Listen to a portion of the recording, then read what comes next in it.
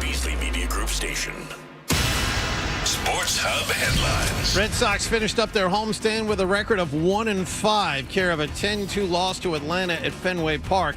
Peyton Tolley started. He allowed only 2 runs, but he couldn't get out of the 5th inning after throwing 94 pitches. I want to be able to get deep into games and put myself in the best position to win and put this team in the best position to win. And going as long as I did with how many pitches I did is not going to look back on this one very in a good light. The Braves scored 5 times in the 6th inning to break up a 2-2 game. Ronald Acuna's grand slam off Sox reliever Greg Weissert was the big hit. Sox are expected to pitch an opener in front of Brian Bayo tonight when they open up a 3-game series in Cleveland. Also, Garrett Whitlock placed on the injured list with a sore knee.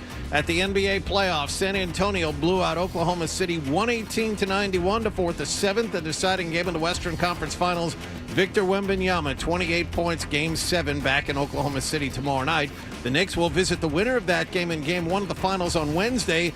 They have an injury problem to deal with. Mitchell Robinson has a broken right pinky finger. There is no timetable for his return. Federal prosecutors are now alleging that former Charlotte, Miami, and Celtic guard Terry Rozier took a bribe of $100,000 to alter his performance in a game. Rozier was playing for the Hornets at the time. As expected, Major League Baseball officially proposed a salary cap yesterday as labor negotiations began, and 4-time Stanley Cup winning forward Claude Lemieux has died by suicide this week. Sports Hub headlines are brought to you by Valvoline Instant Oil Change. Enjoy quick and convenient vehicle maintenance this month. Visit NewEnglandOilChange.com for 15% off your drive-through oil change at Valvoline Instant Oil Change, the official oil change of busy people. I'm John Wallach on Boston's Home for Sports, 98.5 The Sports Hub. Your next update at 6:30. Are you actually coaching the game, or it's just that is? I feel so strongly about that. I can't even. Boston Talk Sports here. What do we got? The Sports Hub. Ladies and gentlemen, I need all of you to stop what you're doing and listen. Toucher Yes, I finally shaved my nuts. and Heidi Who, me? Just hanging around. on 98.5. We're the best friends that can be, my buddy and me. On 98.5 The Sports Hub. Let's go. I am not addicted to acting. Wow! Hi, I'm Gary Tanguay. Hey, good morning, everybody. Good morning. We are Toucher and Hardy, Town Fair Tire Studios, 617-779-0985. You can watch us on YouTube. Subscribe to 98.5 The Sports Hub on YouTube.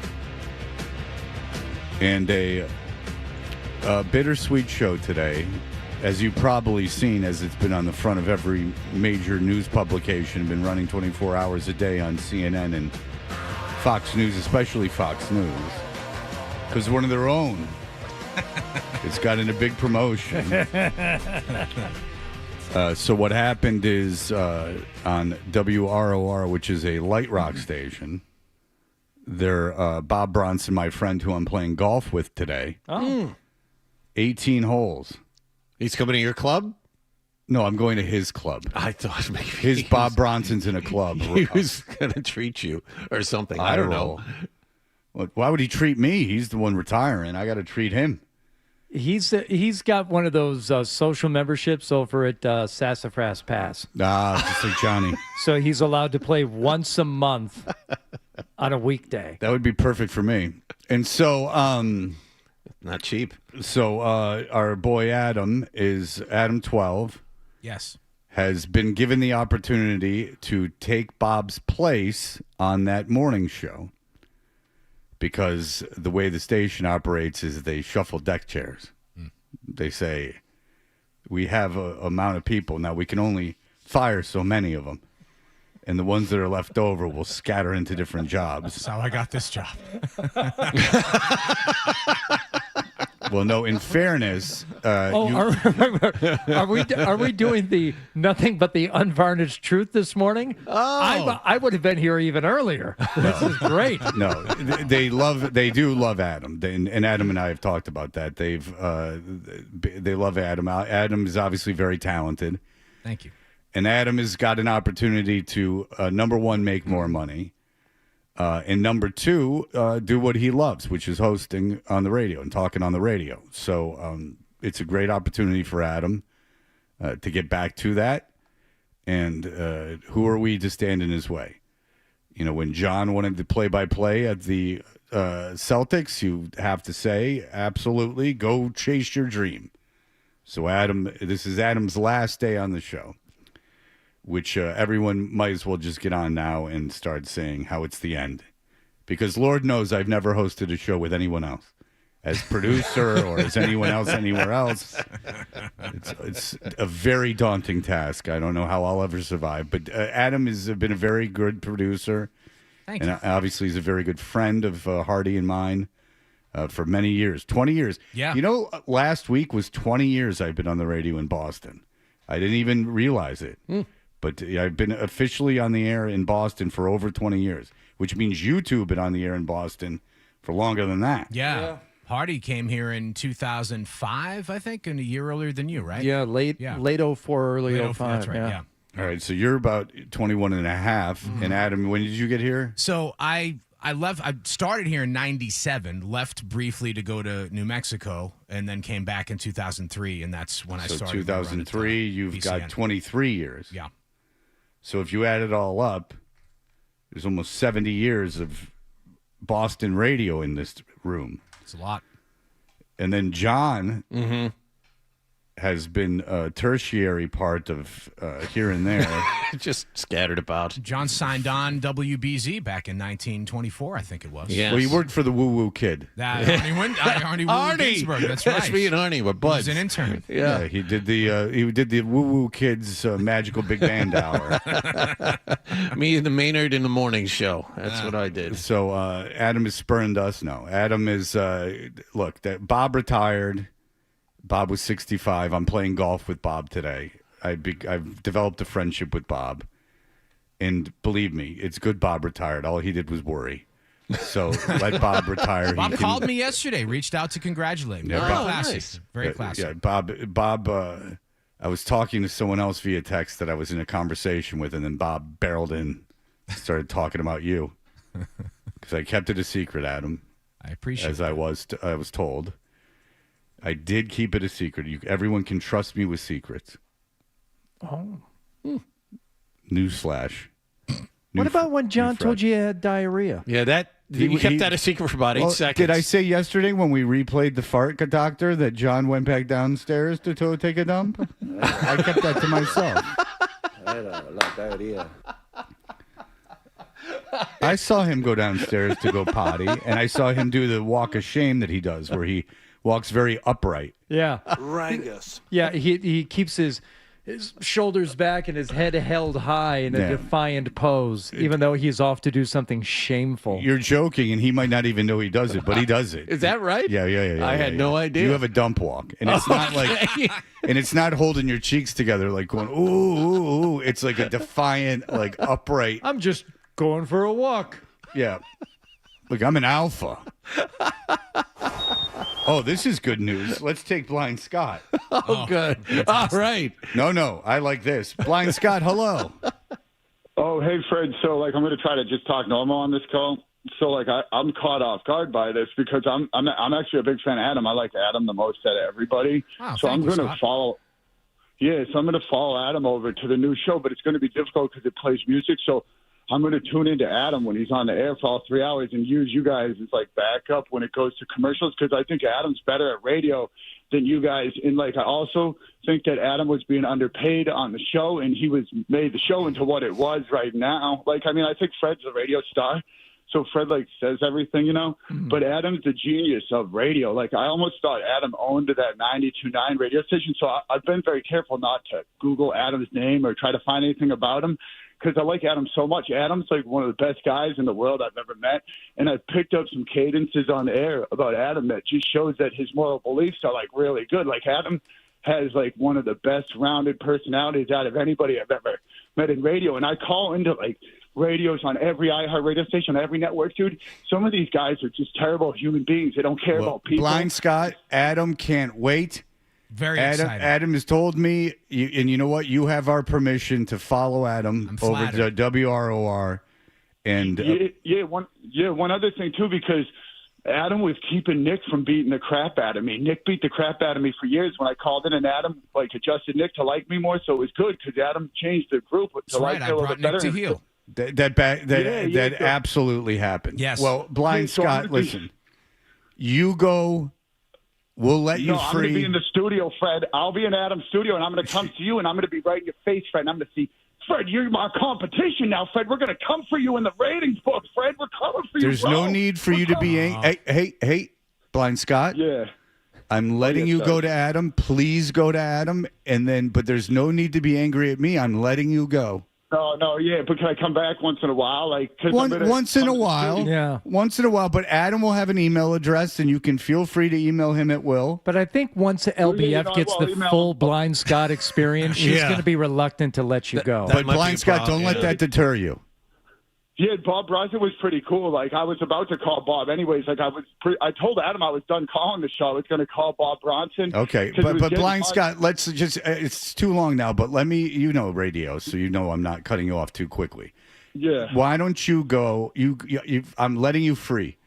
Go. I'm shaking now. I'm so excited. I'm shaking. Okay, starting Monday, Adam, what's your email address over there? It's the same as this I have one. it already. Okay, just you email Adam.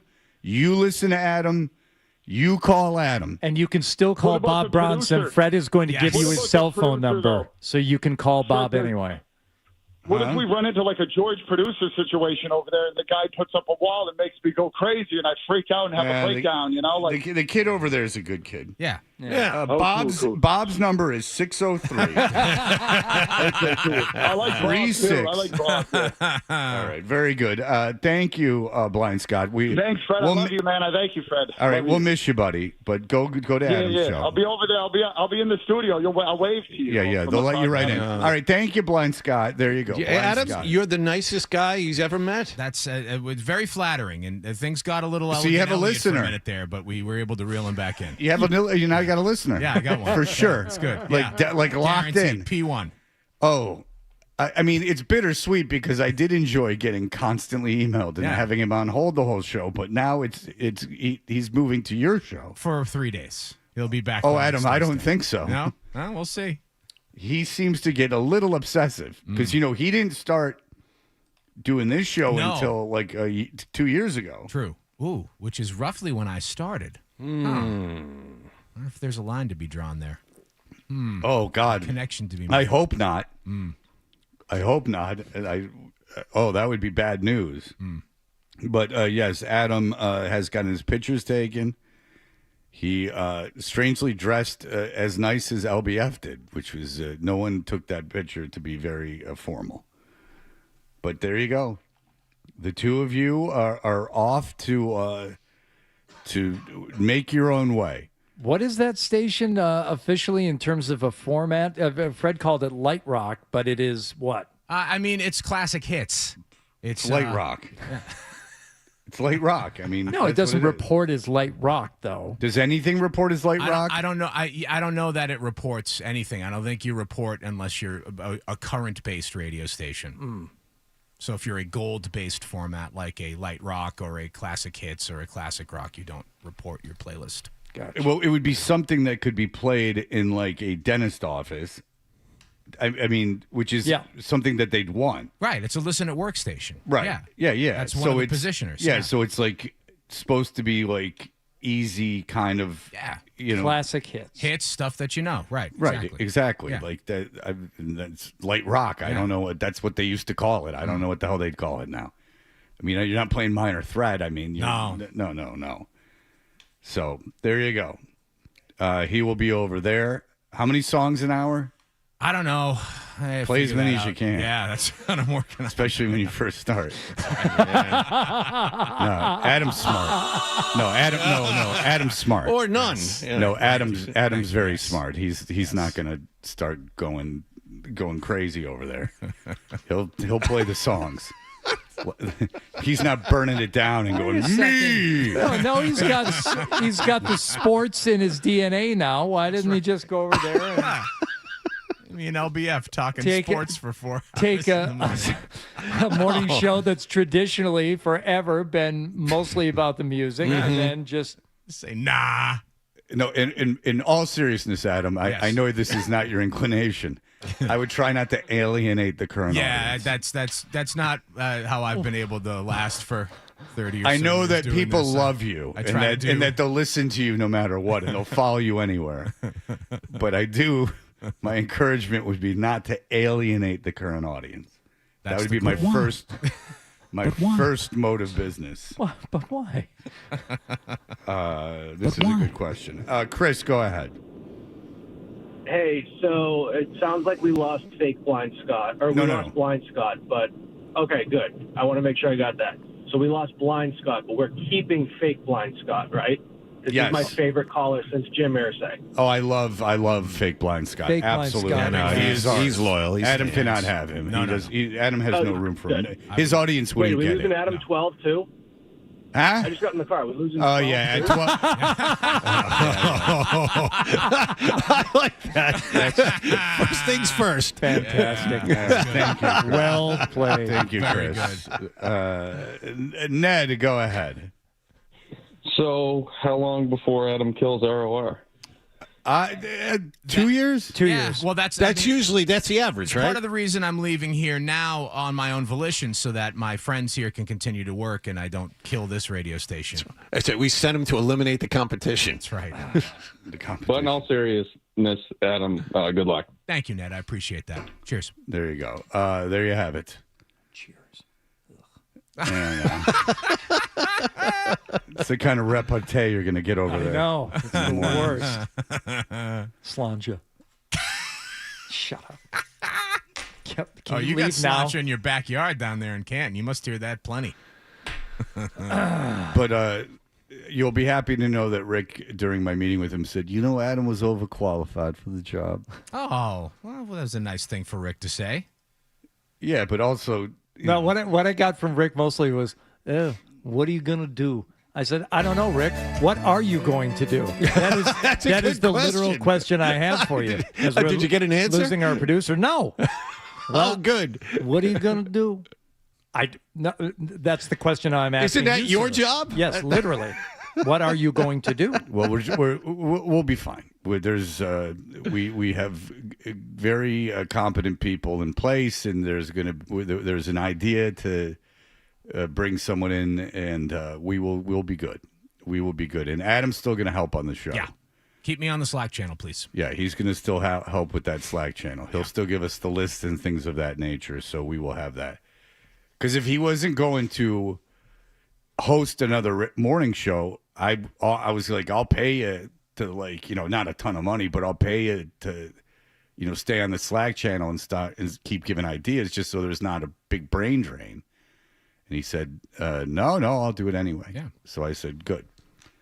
Because there's not a lot of time to fill. I'm not being sarcastic. Yeah. There's not a lot of time to fill. You don't have to talk for a long time on the other station. It's more of a vibe.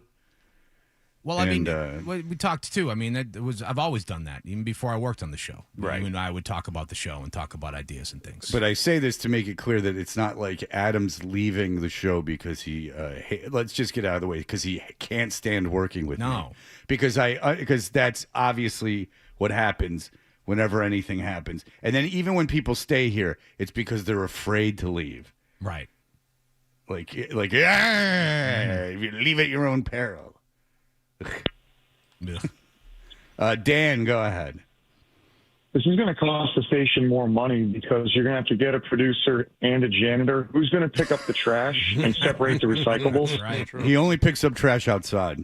Yep. That's a big thing about him. He just says, he goes, let the workers do it here. He goes, let the janitor do it. He actually just drops glasses on the floor and says, clean it up. Outside is when he gets very anal about those kinds of things. Well, Adam, we have a celebration for you coming up at 8 o'clock. I'm excited and terrified. Well, you should be terrified. It's just awful. Yeah. It's going to really ruin your life. And so, but we will be okay. We will be fine. We'll miss Adam, obviously, but he will still be in the building. our good friend Adam, who we've known for now. I've known for 20 years, and Hardy's known for 21 years. Yeah, my first friend here in Boston. Yeah. So it was fun while we could work together. It really was. And, you're always welcome back. Thank you. When that inevitably fails down the hall. Or when I can string together a Bon Jovi song and a Madonna song and a Clash song, I can pop in here and do a segment. Oh, what is it?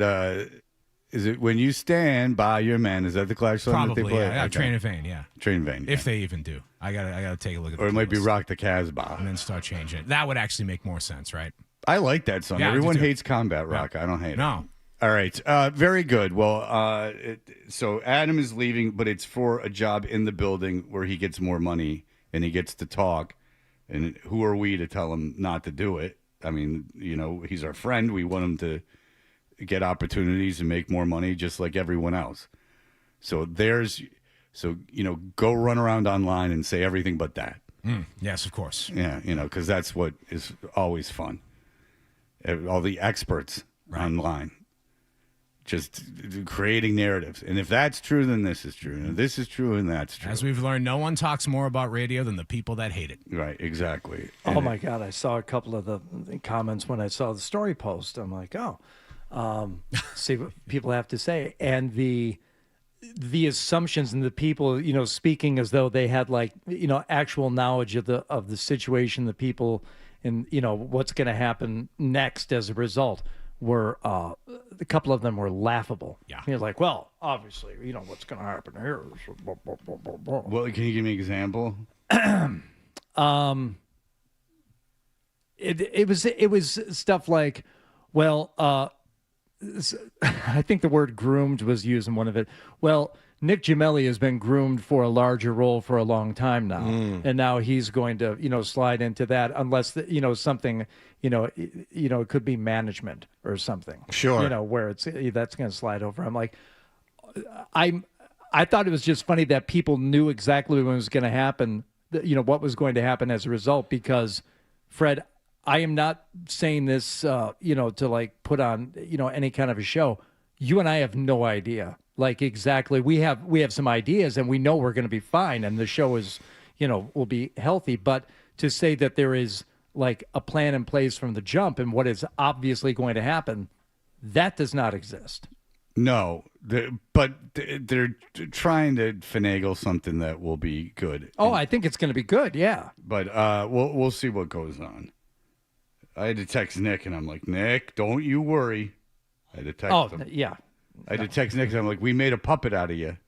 Right. Because I know That Nick. counts for something. I know Nick. He gets all worried. He was wandering around, so I had to text him on my way out the other day. And I'm like, just don't worry, you're fine. He was like, He goes, you know me too well. I go, okay. Sorry, I'm getting what is now my daily my daily phone call from my son. Only when I'm on the air. So let me go return this. God. All right, we'll be back in just a moment with what happened last night.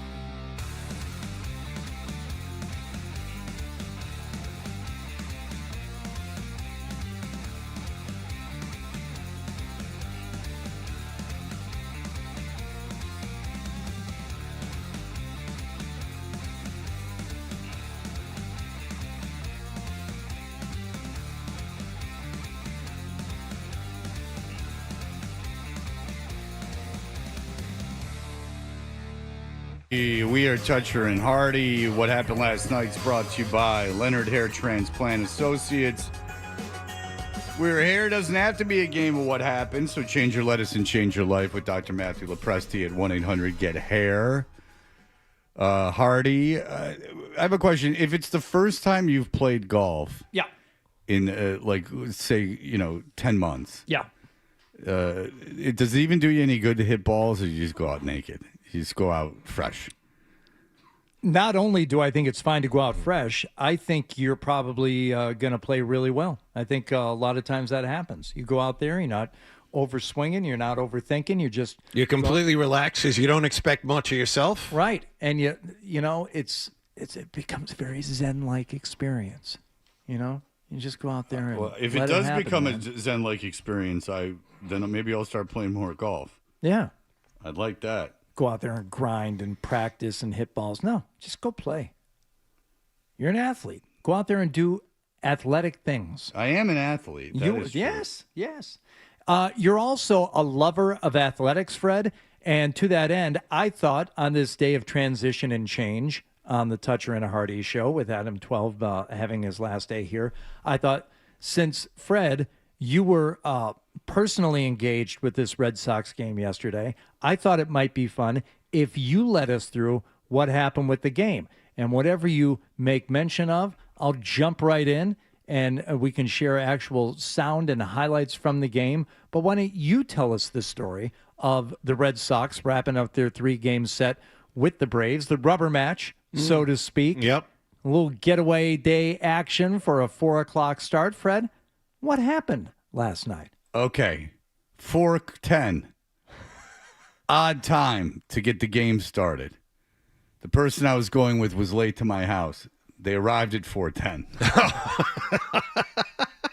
That's a problem. So I get there the top of the third, but I've missed nothing. Correct. Right.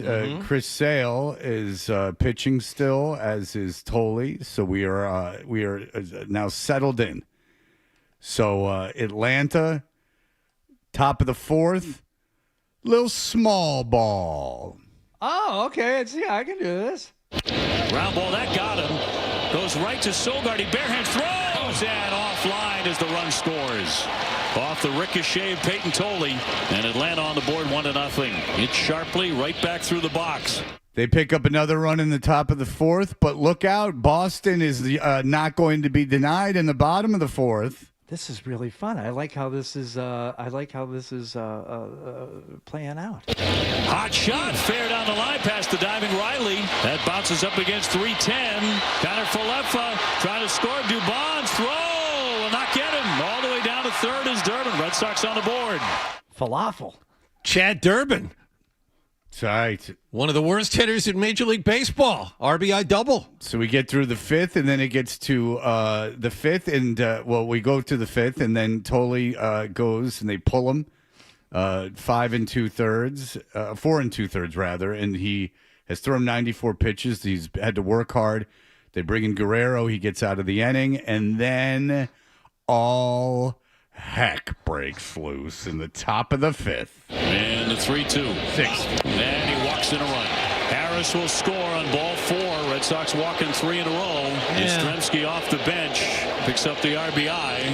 3-2 Atlanta. Yeah, Greg Weissert, not good. So the bases are jammed, and your boy, the injured kid, whose cards I have that were at once very, very valuable and now are not as valuable, comes to the plate. There's a drive. High and deep. Back it goes. Grand slam. Felt like a matter of time with him. And Weissert gives up the bomb. 4th career grand slam for Ronald Acuna Jr. And then that was that. And then they scored some more runs. And then I left it at the top of the ninth. I left. I can't believe you lasted, even though you got there late. I can't believe you lasted that long. Well, it's not like, first of all, I had really good seats. You can get seats there real cheap, especially for like a day game during the week. Yeah. So it was, I couldn't believe how good the seats were. And then, and then plus the fans coming up to me. It's a whole thing. That's I'm right. taking pictures with fans. Yeah. I mean, they need me there. But, Yeah, I mean, you're assuming that I'm like they're like living and dying by the Red Sox, and that them losing is like devastating to me. I'm just kind of there because I like being at day games at Fenway. Well, and you I like watching you just like baseball. watching baseball, Right? Yeah. And so I liked seeing Acuna. Yeah. I liked seeing Albies. I liked, there's guys that I don't see very often that I like to see. So that was more of the reason why I was there. So, no, the Grand Slam didn't make me want to leave. Okay. Yeah. It would have made you want to leave. Yes, not me. that's correct. Any of the proposed meetups actually happen? Was it Ben who called in yesterday and said he was going to come find you? I had a disguise on. So I didn't, maybe he didn't see me. I was a little surprised Nesson didn't put me on the broadcast. Yeah, Tom Caron basically promised you that when we talked to him. Yeah, he probably thought that Nesson, then it would piss off EEI because they were showing a superstar in the stands. Did you hook up with TC? Did you see Danny Roach? I'm not positive where Tom Caron is during the games. Is he in the building? So yeah, he is. I don't know where that desk is. I think it's out beyond the bleachers behind the bullpen in that building there at the top. I think that's where they hold the postgame show. Okay, I don't even know what that building is, so I don't even know what you're talking about, so I don't know where he is. I think it was toward the end of last season I saw him at a game, and it was up on the owner's suite level. So he was probably in there pressing the flesh in one of the suites or something, and I bumped into him on the concourse up there. I'm not positive he would know who I was if I met him. Like, he knows who I am. Obviously, he does interviews on this show. I don't know if he knows what I look like or anything. It was the same way when I saw him, and I went up and introduced myself because, well, yeah, you know who he is because you see him all the time, but I wouldn't expect him to know either one of us by sight. Right. Yeah, so I wouldn't be under the assumption that he knew who I was. So. All right. Well, there you go.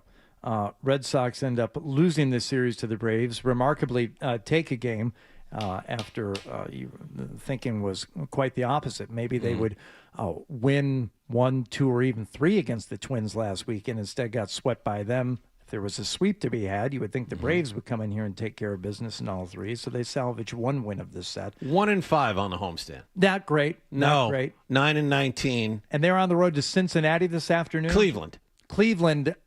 Atlanta was Atlanta's going to Cincinnati. Yeah, Cleveland. They play Cleveland. Brian Bayo, it's his turn to start, but they're not going to start him. Well, they'll have an opener pitch for him, and then he will come in inning number 2 tonight. That is the plan. Gotcha. And Garrett Whitlock to the injured list. Fred, you were saying the bullpen is bad. One of the 2 good guys in the bullpen is now unavailable to them. He hurt his knee because they played in the rain on Sunday. He slipped on the mound, hurt his knee. MRI came back clean. The team said, he's just a little sore. It'll only be a couple of days. Well, they placed him on the injured list yesterday, so he's out for a couple of weeks now. Is Weissert the opener? No, Weissert pitched yesterday. Weissert was the one who gave up the grand slam. No, but is he usually... Giovanni Moran is usually Moran the is the opener. I know the opener pitched yesterday. My bad. Moran usually starts. I don't know if they'd pitch him back-to-back days, but he's usually the guy who opens for Bayo.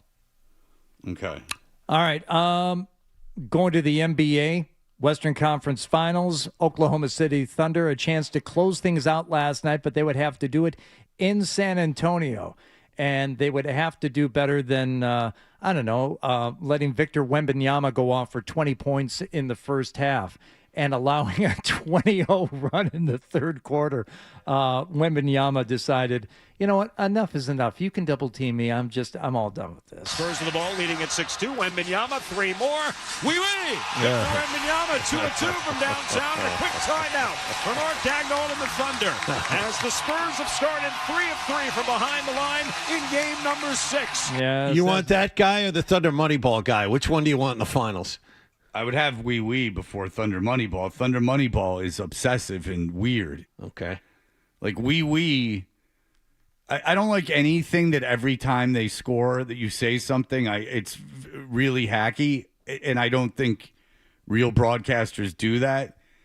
Certainly nowhere I lived, I don't think they've done that. But Thunder Moneyball jamming that in. Thunder Moneyball. That's like too tough to Thunder Moneyball. It's like Wee Wee is just wee. Yeah, it's just 2 syllables. Yeah. That's way easier than Thunder Money Ball. It's 5 symbols. Yep. Oh, and cha-ching, so it's 7 syllables. That's too much to fit in. No, it's 8 cha-ching, Thunder Money Ball, because you got the A in there as well. Yeah, another Thunder. Yeah, so it's 8. It does have a cadence to it, but it's still so irritating. No, it doesn't have a cadence to it because he goes, cha-ching, another Thunder Bunny Ball. Like, it doesn't, he has to jam it in. Yeah. It actually does not flow at all. That's part of the reason it's so weird. It's like he's literally just jamming it in. All right, so wee it is. Yes. Yes. Very fluent in French. Yeah. He was pretty good last night. He was pretty good last night. The Spurs would outscore, as I said, the Oklahoma City Thunder by nearly 20 in the third quarter, and Wembanyama got some time on the bench to even rest up, come out in the fourth. That is a plus 31-point difference, and they're up by 23. Castle to Wemby up top, one-hand slam with a right hand, and a Methodist Healthcare assist between area 51. 28 for Wembanyama, 9 dimes for Steph Castle. I can't. I have no idea what that means. Area 51 is aliens. So that must be his other nickname for Wembanyama. It's all too clever for me. I can't even decipher. I didn't know. Which is what you want out of a play-by-play guy, is him getting extraordinarily clever. That's good. I have no idea. But I do know that we now have a Game 7 in the Western Conference Finals. Nick's sitting back, loving every second of this. Now, I don't know how you love watching either Shai Gilgeous-Alexander go off one night and then watching Victor Wembanyama go off the next night. That part you're probably not thrilled about, but the fact that these two teams continue to push each other and beat each other up, and all the while you get to rest and wait, not a bad thing for the Knicks. I mean, it's not like these two teams are going to play and then they have one day off and then they're going to play the Knicks. Whoever wins this series gets 3 or 4 days off too. And they don't start until Wednesday. And now the Knicks have an injury to deal with, which, it's to a bench guy, but it could be key considering their opponent. Mitchell Robinson has a broken pinky finger on his right hand. And the online doctors seem to think if he doesn't need surgery, it's over a week. And if he does, he's probably out for the series. So, I mean, regardless of who the Knicks play, you have good big men to contend with. I mean, if you play Oklahoma City, you have 2 of them. And then, of course, you have Wembanyama to deal with if you play San Antonio. So losing Mitchell Robinson could be significant. So there it is. Game 7 tomorrow night. Saturday I thought they'd wait until Sunday. But tomorrow night, apparently. So I didn't know either way. I was thinking it would be Sunday. That seems like a very NBA thing to do, but no, they will do it Saturday night. No, they're popping it on Saturday night at 8 when everybody is watching. Okay, a week from Saturday. No, tomorrow. Tomorrow night. Oh, no. But when's the final start? Wednesday. Okay, Wednesday. Yeah. All right, my bad. All right, we'll be back in just a moment. Here are the headlines.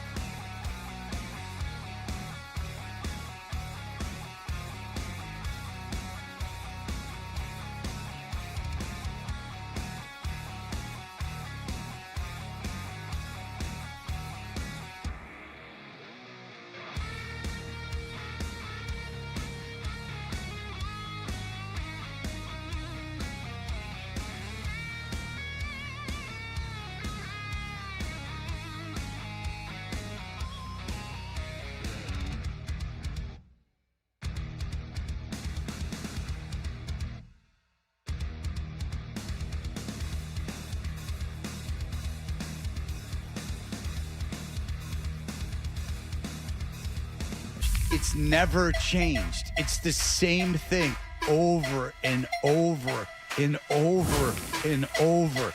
It's just never good.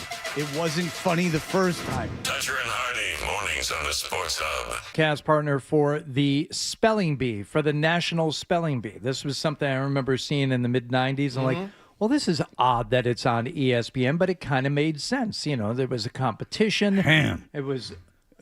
Can't think you're making me hungry. Who cares?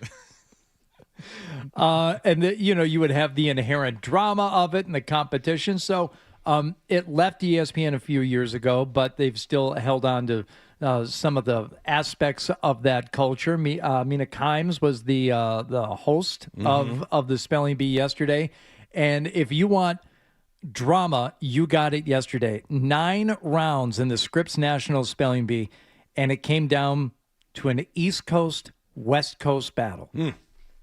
An 8th grader from the West Coast versus a 7th grader from the East Coast. And I didn't know they did this. Maybe it's the first time, for all I know. They went into overtime with none of this. Can I have the definition? Can I have part of speech? No, you're just going to go as fast as you can, spell as many words as you can in 90 seconds. Your 90 seconds will begin once I pronounce your first word, and I won't say another word until you press the button. So your first word is Taroni. T-O-R-O-N-E. Enthymeme. E-N-T-H-Y-M-E-M-E. Iguape. I-G-U-A-P-E. Denebola. D-N-E-B-O-L-A. Feidodo. F-A-I-S-D-O-D-O. Coathai. C-Y-W-Y-D-D-A-U. This went out. Both of them. So that was Shrey. Those are English words? That is Shrey Parekh going up against Ishan Gupta. Your first word is Taroni. T-E-R-R-O-N-E. Enthymeme. E-N-T-H-Y-M-E-M-E.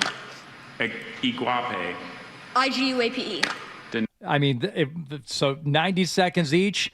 And finally, you have to have a winner. The spell-off results are in. Shrey, during the spell-off, you correctly spelled a total of 32 words. In 90 seconds? Oh, my God.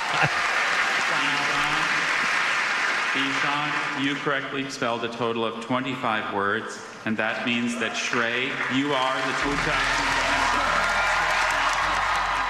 Shrey Parekh from Rancho Cucamonga, California. 32 words spelled correctly in 90 seconds. And then you just write your own ticket. I mean, nothing translates better to success than that ability to spell. I agree. And really having your parents standing over you, torturing you into that. Aqua. I never did that to you, Nicholas. Passa Sowaki. I was hands off. I let you grow yourself. And my punishment. Po-og. Can you spell this? Estranged. N-I-C-K. What do you think the winner gets for winning the National Scripps Spelling Bee? It is a cash prize. $75. No. $50,000 cash prize. A trophy known as the Scripps Cup, a medal, $2,500 additionally from Merriam-Webster, $1,000 in flight credits from Delta. Wow. And $400 worth of reference works from Encyclopedia Britannica. So that's almost like 50 cents a minute it's spent studying those words. Who cares? $1,000 in flight credits. That'll be good. When I was in elementary school, I was really good at spelling in second grade, just not in a school-wide spelling bee, but they do it in English class. And the first time I ever lost, I cried. It was the first time that I ever felt failure. I was moved to tears, and the teacher made fun of me for crying. What word did you lose on? Testosterone? Oh, that's not nice. Manliness? That's not nice at all. What are you doing? The word that I lost on was I wouldn't spell it because I felt it racist. It was the early 80s. Goodness. I said I will remove myself for this competition rather than spell that. because we were doing Huck Finn at the time. You're right. It was a Huck Finn themed spelling bee. No. And I said I won't spell it. All right. Sad note here. Wallach is mentioned in the headlines. Claude Lemieux, who I didn't realize he won 4 Stanley Cups. It's part of that Patrick Waugh Colorado team, right? Oh yeah. Oh yeah. Yeah. He was part of the big rivalry between. He was the guy who took the shot at Draper. Oh, and then when they played them the next time, McCarty went after him and he turtled, and McCarty was beating him up when he was turtling on the ice. Yeah. That was. You could make the argument that for that span of time, that Red Wings Colorado rivalry, well, certainly for that span of time, was the best rivalry in sport. And you could almost make for a short rivalry of like 4 years, that might be the greatest rivalry in hockey history. Because, I mean, it was so violent. And they hated each other so much. It's in the conversation. I mean, and to your point, Fred, I despised Claude Lemieux as the player, and the fact when he did turtle when Darren McCarty tried to make him face the music the following season after he broke Draper's jaw, that stuff. I think he actually, in fairness, turtled after the Draper hit, and then he fought McCarty. He did step up and fight him at the beginning of the next season when they met.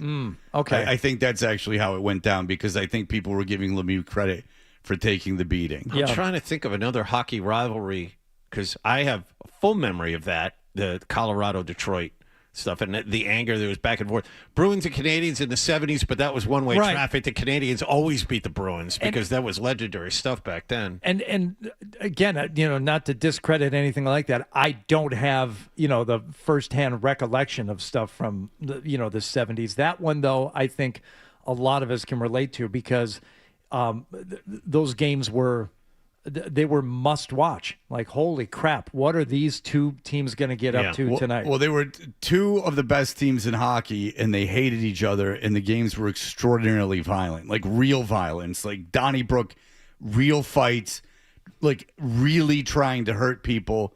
I mean, Lemieux crushed Draper's face. Like, Draper had to have all this microsurgery. He was gone out for a really, really long time. Yep.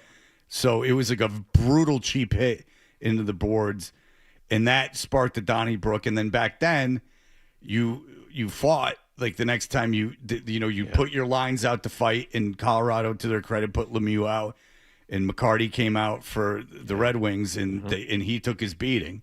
So he did do that. But yes, he did die yesterday, an apparent suicide. And apparently just a few days before, he was the torchbearer before Game 3 at the Eastern Conference Final at the Bell Center. Yeah. So he wasn't, in total isolation, but you can only imagine, what was behind this. Is it an instance of CTE, or had he been dealing with other stuff? But dark day for the Canadiens family and the entire hockey community. Jeff Molson, the Canadiens owner, said. And gave a lot of praise to Claude Lemieux, and just part of that whole era of hockey. And as much as you despised him, as a player, even I was sad when I heard that yesterday. Of course, I mean, and he was a great player, and he was just on the other end, and I'm sure everyone in Colorado loved him. So it's just one of those things. It's just you love him if you have him, you hate if you don't have him. No, it's never. You always feel really bad when someone is tortured in that way. Of course. It's because it's not just the end result. It's like everything that led up to it. It had to have been a lot of misery, which is you don't wish on anyone. All right. Bert Breer is going to be joining us. He reached out to Adam, half-cocked. That's right. Before he even knew what was going on. And Hardy made a good point that we have to ask him about. And half-cocked. He was probably half in the bag. Yeah, Bert. Kicking back his Busch Light drafts. Smoking Stogs. Yeah. That felt good. Really sucking on that Stog. Wait, play it again? Yeah, all right. Okay, maybe you can leave. All right, we'll be back in just a moment. That felt good. More Toucher and Hardy on the way on the Sports.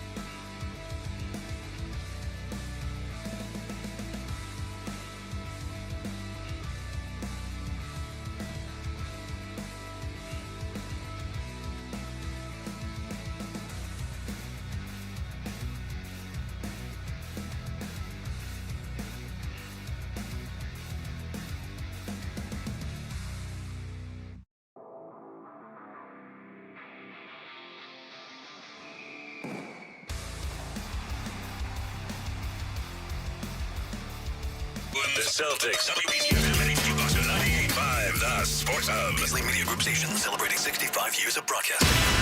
Sports Hub headlines. Red Sox lost to Atlanta yesterday 10-2 at Fenway Park. This was a 2-2 game until the sixth inning when the Braves got a bases-loaded walk to Mike Yastrzemski, followed by a grand slam by Ronald Acuna off of Sox reliever Greg Weissert.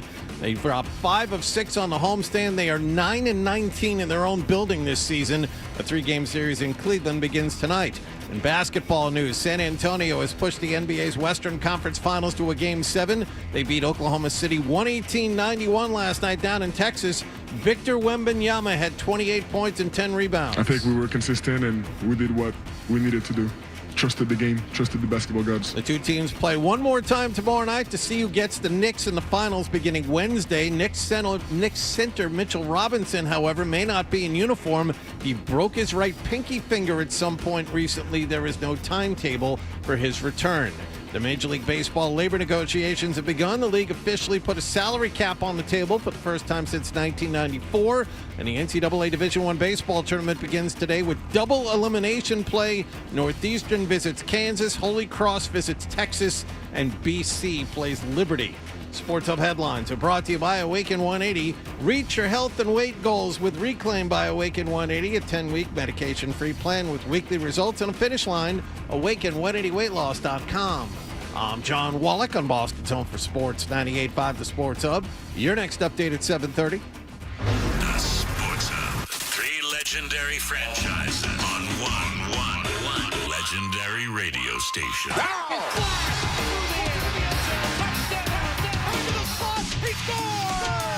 It's the Sports Hub.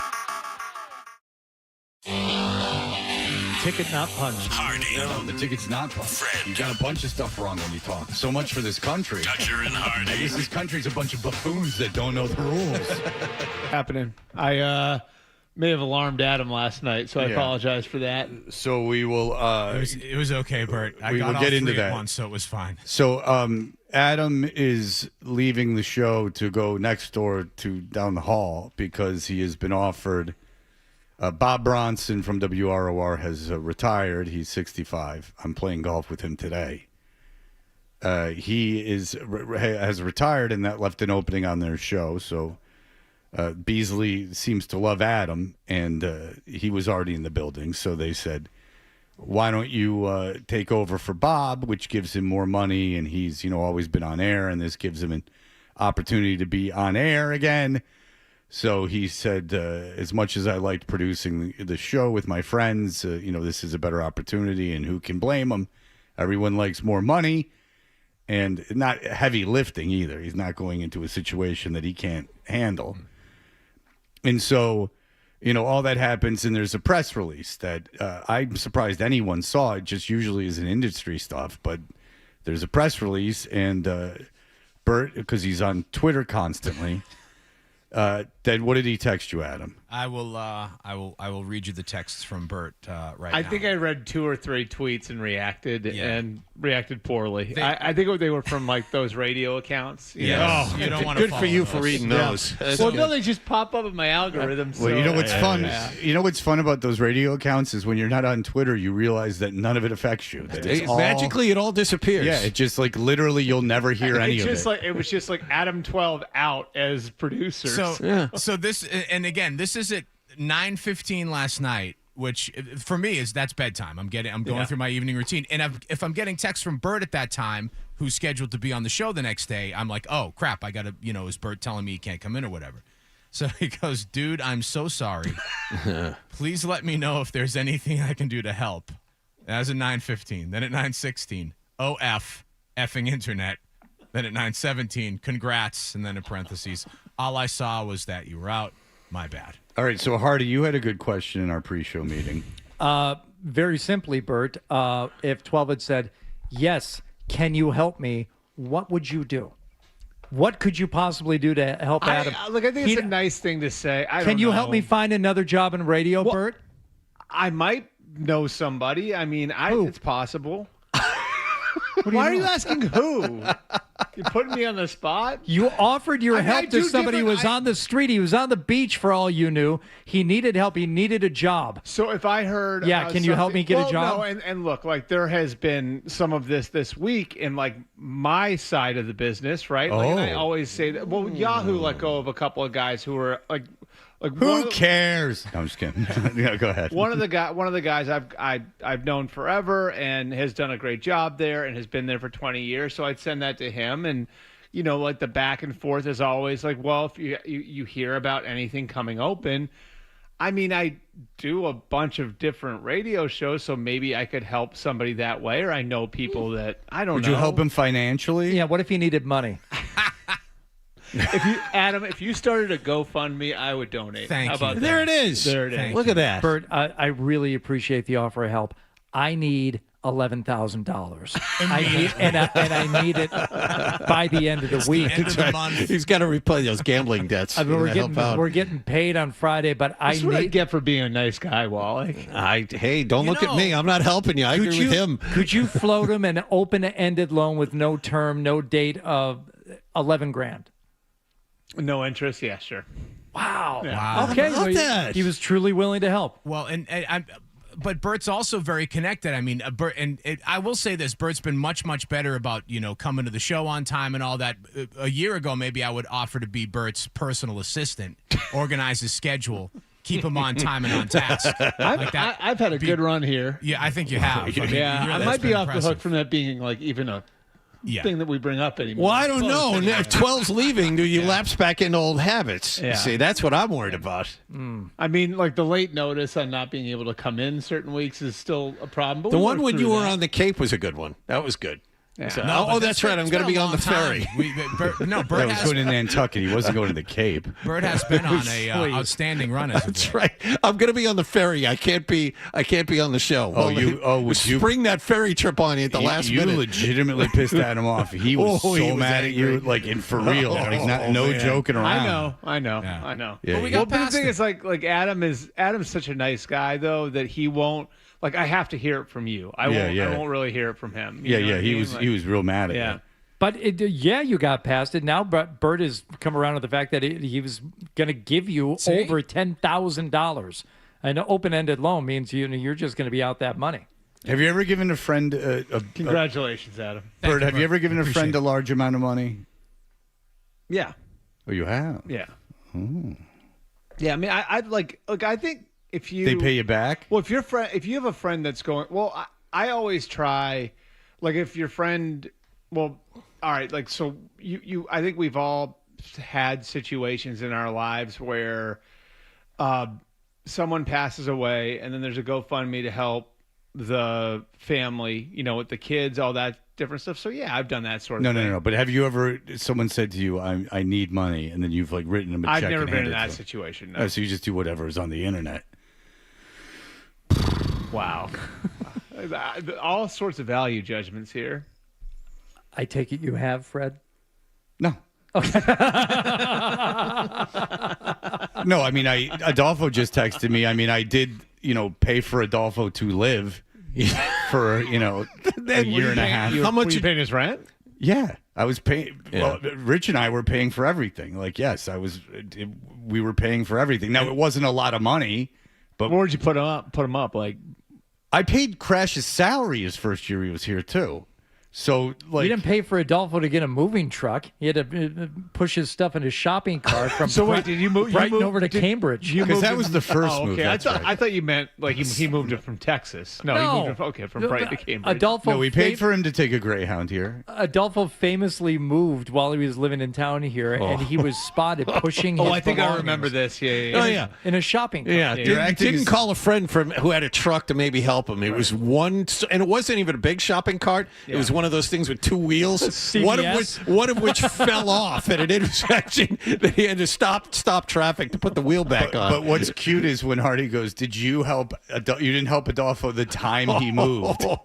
Like, oh yeah, that time he moved. You're right. Adolfo, because he was in that place for Adolfo 15 was- years until he had to leave. Adolfo was a celebrity back then. He would save money in all sorts of ways. Remember, he agreed with his roommates not to have heat for the winter because they wanted to save money. No, when I he didn't- started coming on, Hang on a second. He didn't agree with his roommates, and Dan O'Brien's brother owned owned the building that they were renting. Right. And when Adolfo said he didn't have heat on the air, rightfully so, the brother who owned the house was like, "What the F? Like, you're going to freeze all the pipes. Like, you got to turn the heat on." Yeah. And so, Adolfo, when he lived in Brighton, one of the places he lived in Brighton, when he lived in Brighton by like, I guess like by Irish Village and that stuff, he, again, saw a man get electrocuted on a wire, fall to the ground and die. And then he came in a couple days later and says, "I don't have power." And we go, "Oh yeah." And he's like, yeah, this guy was on this wire and it shocked him and he fell to the ground and died. And we're like, "Well, the first thing you said is you didn't have power." He didn't bring it up. And we're like, "You saw the guy die?" And he's like, "Yeah." And then so I was like, "No way." And then I looked it up, and sure enough, a guy died right there. Yeah. It was in the paper. Yeah. Yep. But that was second or third down. Yeah, second or third down the list of things he felt important to share with people that day. He was legitimately a celebrity back then, though. Like I remember when I first started coming on with you guys, me and Emily were dating at the time, and she was like, "So do you get to meet Adolfo?" Yeah.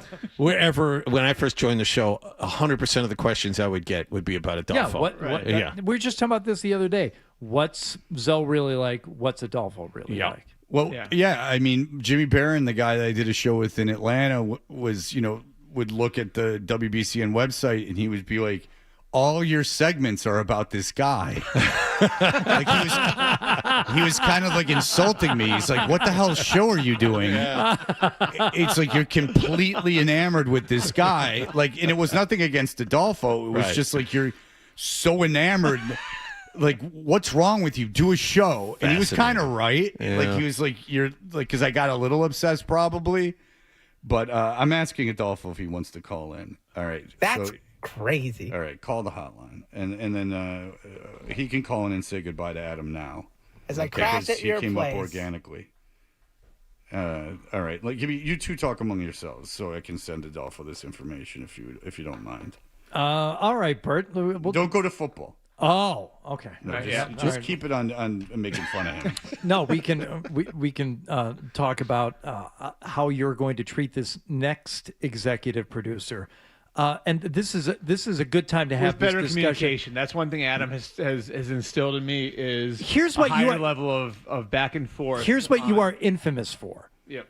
being asked a question about your availability and just not answering for quite a while. That's true. Although I think it's implied that I'm going to be in. So, like, if I'm going to be in, like, if you don't hear anything from me, then generally that means I will be there. Yes, that took me a while to figure that out. You said generally. Again, there are things that Almost pop always, up. almost always. Like, the Nantucket thing was BS on my part for sure, because it's not like I had just found out, like, that day. We that jumped to that conclusion Yeah. very quickly. Yes. Yeah, like I didn't just decide to go like that morning. Right. It had been in the works for weeks, months, maybe a year. Yeah. Adam, I have never seen him that angry. Seriously, he was To legit his credit, pissed though, the I didn't next have to morning. see any of it. It No. was, No, but he Good was for you. legit pissed. I rarely see him like that.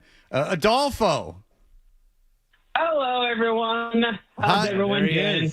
Good morning, Adolfo. Good morning, 12. Oh, man, I'm going to miss the BCA and the Life Craft crew in the mornings. Yeah. Now you say my first day, our first day in the year, Adolfo, you and I was June 5th. I think so. I just remember it was after like, Labor Day, and Labor Day can move around, so Yeah. maybe it was June 5th. Like, I Memorial Day. remember it was like the first. Or Memorial Day, I right. remember it was like I remember it was in the first week of June because we did a bit because I think our second day on the air landed on 666. Oh, hell yeah. Yeah. All right. Well, that was kind of clever. I'll give us that.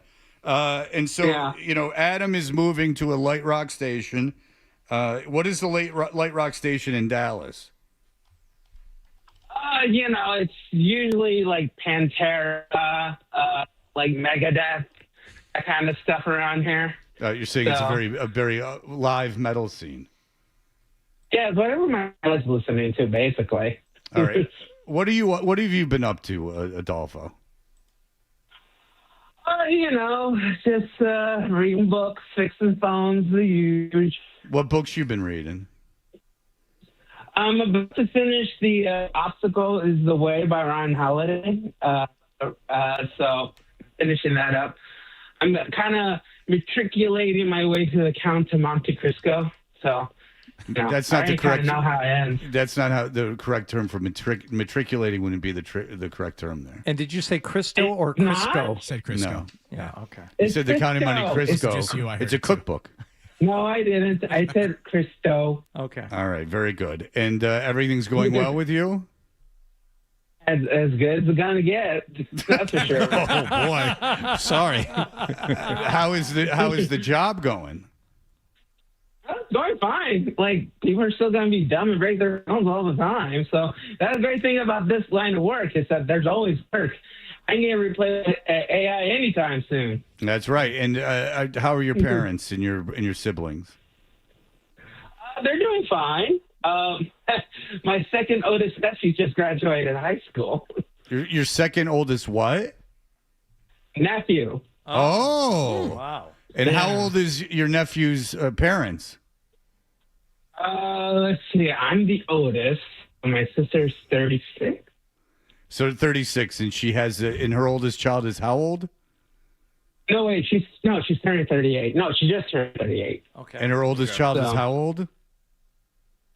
Like 20. Oh, there you go. The Gonzalez is procreating. Adolfo, did you turn 40 yet? Or did you turn 40 this year? No, I'm about to. Yeah. I thought 40th was on the way. Adolfo's 40. Yeah. When do you turn 40? Yeah, almost, yeah. When do you July turn 40? You don't know my birthday is July 7th. Do you know Fred's birthday? It's like January 16th. Okay. Yeah, that is. Do you get it? Do you want to come up for your birthday?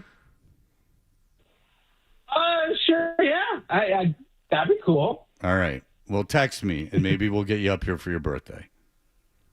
Oh, okay. All right. Hey, what does that have to do to get on the Slack channel?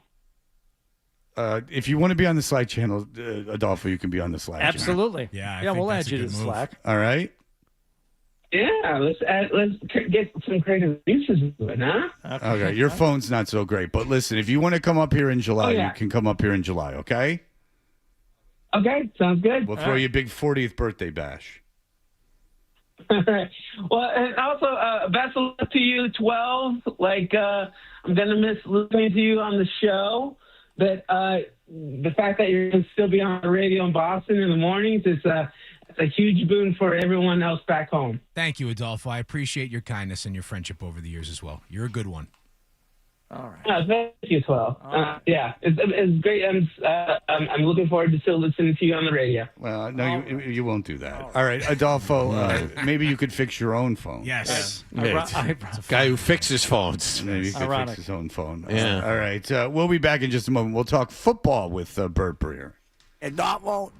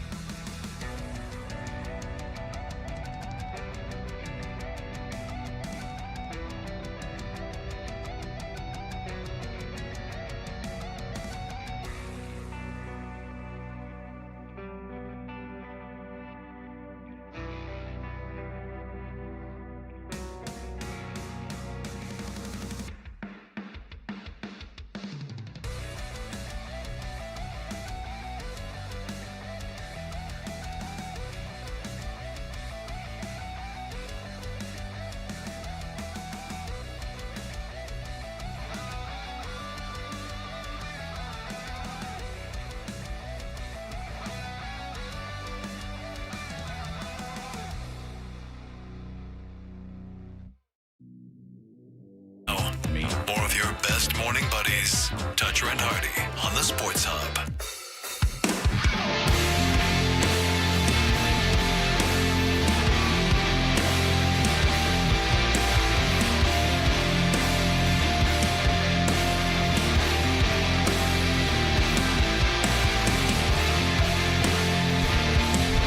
Hey, we are Toucher and Hardy.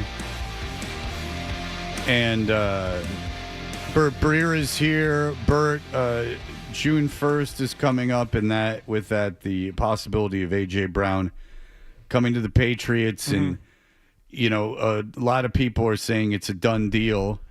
I don't understand why Philadelphia would make it a done deal until it absolutely had to be. I could understand wanting to have that offer on the table and agreeing in principle to it.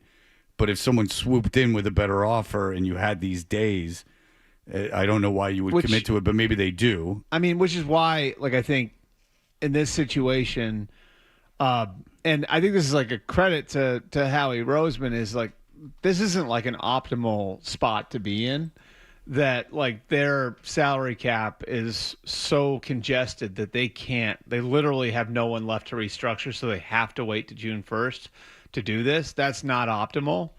But if you can take a bad situation and turn it into a good one, what would you do? Well, all right, so we have to wait 3 months. Well, where is their opportunity there? The opportunity there would be to sit and wait and see if somebody else gets desperate and see if there is an injury somewhere else, or somebody gets out on the field at OTAs and doesn't like the receiver room, or there's a legal situation somewhere else, which is what happened in Kansas City. So do I think he's going to be a Patriot? Yes. Do I think it's going to happen relatively quickly? Yes. Do I think the parameters have been discussed? Absolutely. The medical scans at this point have almost certainly been traded off. All of that stuff can happen ahead of time. I think that's the other mistake people make. People are I've heard people say oh, well, you have to wait till June 1st. They don't have to wait till June 1st to talk to each other. They don't have to wait till June 1st to give the trainers permission to talk to each other. They don't have to wait until June 1st to come up with the parameters of a deal. But like you said, Fred, it doesn't make any sense for the Eagles to fully push the button on the deal when they're the ones with the player, knowing there could be a material change to a situation somewhere else that could bring a better offer, that's what they're doing, And so at the same time, the Patriots could get cold feet over the last couple, could have gotten cold feet over the last couple of months. Something physically could have happened to A.J. Brown, right? A.J. Brown could have gotten hurt working out. And now all of a sudden, poof, the Eagles side of the deal is gone. So there's two sides to this, and I think at this point, the overwhelming likelihood is that it gets done. But until you get to June 1st, which is the point at which the Eagles are willing to do the deal, there's that possibility that somebody swoops in and screws it up for you. There was a compensation reporting yesterday. Ian Rappaport said that Howie Roseman wants a 2027 first-round draft pick, and that's a sticking point. And then you had Josina Anderson saying the Patriots, regardless, she didn't have specific details, but as you were just saying, Patriots have expressed confidence that this will be a done deal eventually. Yeah, I think, it's actually interesting because when they went down the road with the Rams on this back in March, and there were a couple reasons that one didn't work out. One was that the Rams wanted to have a corresponding trade of Devontae Adams for the same reason, some of the same reasons the Patriots wouldn't have A.J. Brown and Stephon Diggs here together. The Rams weren't really in a spot where they were going to have Devontae Adams and A.J. Brown together. So they were going to have to trade Devontae Adams to make it work with A.J. Brown. They went down the line in March in agreeing to a deal, potentially. And it was actually at that point that the idea of a 2028 first-round pick first came up. And remember, at that point, that's not 2 drafts off. That's 3 drafts off now, And it's interesting because you rarely hear about deals like that, because most GMs don't have the sort of job security to accept that kind of return, where it's I don't know if I'm going to use that. I have no idea if that pick's going to be Forget mine. about what's best for the team. What's best for me? Well, then that comes into it a lot of the time. Yeah. So, Howie did a deal like this for Hassan Reddick 2 years ago. In March 2024, he traded Hassan Reddick and got a 2026 third-round pick back because he was having trouble getting the return he wanted. Like, he wanted a 3 for him. And, like, that return wasn't out there. So how do I What do a trade it was for the Jets. And but it wound up for the Eagles. They have an extra third round pick. No, this it was year. great. Yeah, and then it didn't work out for the Jets, but it wound up like for the Eagles being part of this bigger picture for them, where I think they had three third round picks going into this year. So, the genesis of the idea of the 28 for third round or first round pick goes back to the Rams going way down the line. Now the Rams again. They wound up pulling out at the end because the Devontae Adams component of it didn't come together. And then I think they were a little leery about the knee. But they went down the line with them on that. And I think the Rams, of course, have been, like I've said a couple times now, like have been exploring a big swing. And the Ty Simpson thing allows them to their position to take a big swing. I just don't think it's going to be with this anymore. And then the other teams, the Bills were on A.J. Brown's list. They almost immediately traded for DJ Moore, so they're out of it. And then the Chiefs and Chargers were no's. Now, again, the Chiefs have had their situation change somewhat. I just don't – the Chiefs, because they're so top-heavy on their salary cap, they need picks to fill out their roster because of what Mahomes costs, because of what Chris Jones costs. So I think, the idea of what happened with Rashee Rice, like, yes, that could wind up clearing like $30 million a year, like going forward, because they may have given Rashee Rice that, and maybe they're less comfortable doing it. I'm just not sure they would give up the draft picks to get A.J. Brown.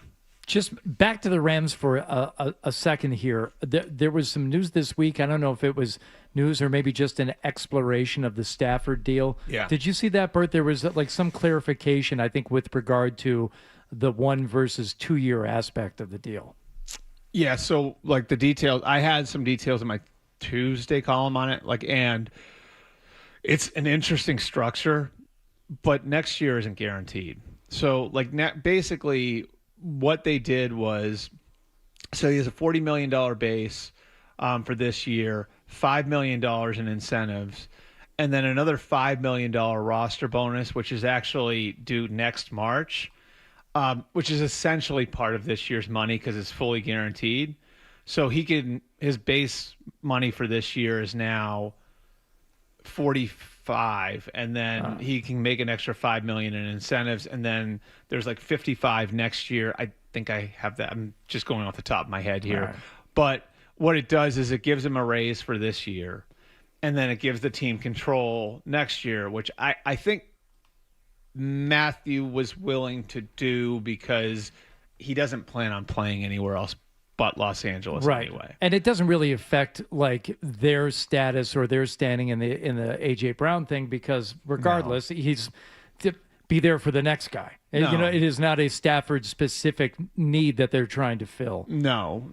I mean, I think again, I think they're a team that's got a big swing left in them. I think the Ty Simpson situation, it's so interesting because with them, and I really feel like now they're positioned to take a big swing whenever it comes along. Myles Garrett, whatever else. Next week, next month, before the trade deadline, I think something like that is in play for them because of Ty Simpson. Because what Ty Simpson does for them is if they didn't take him with the 13th pick, now all of a sudden they got to start thinking about in 27 or 28, we're gonna have to go get a quarterback, and so we need to hold on to our first round picks.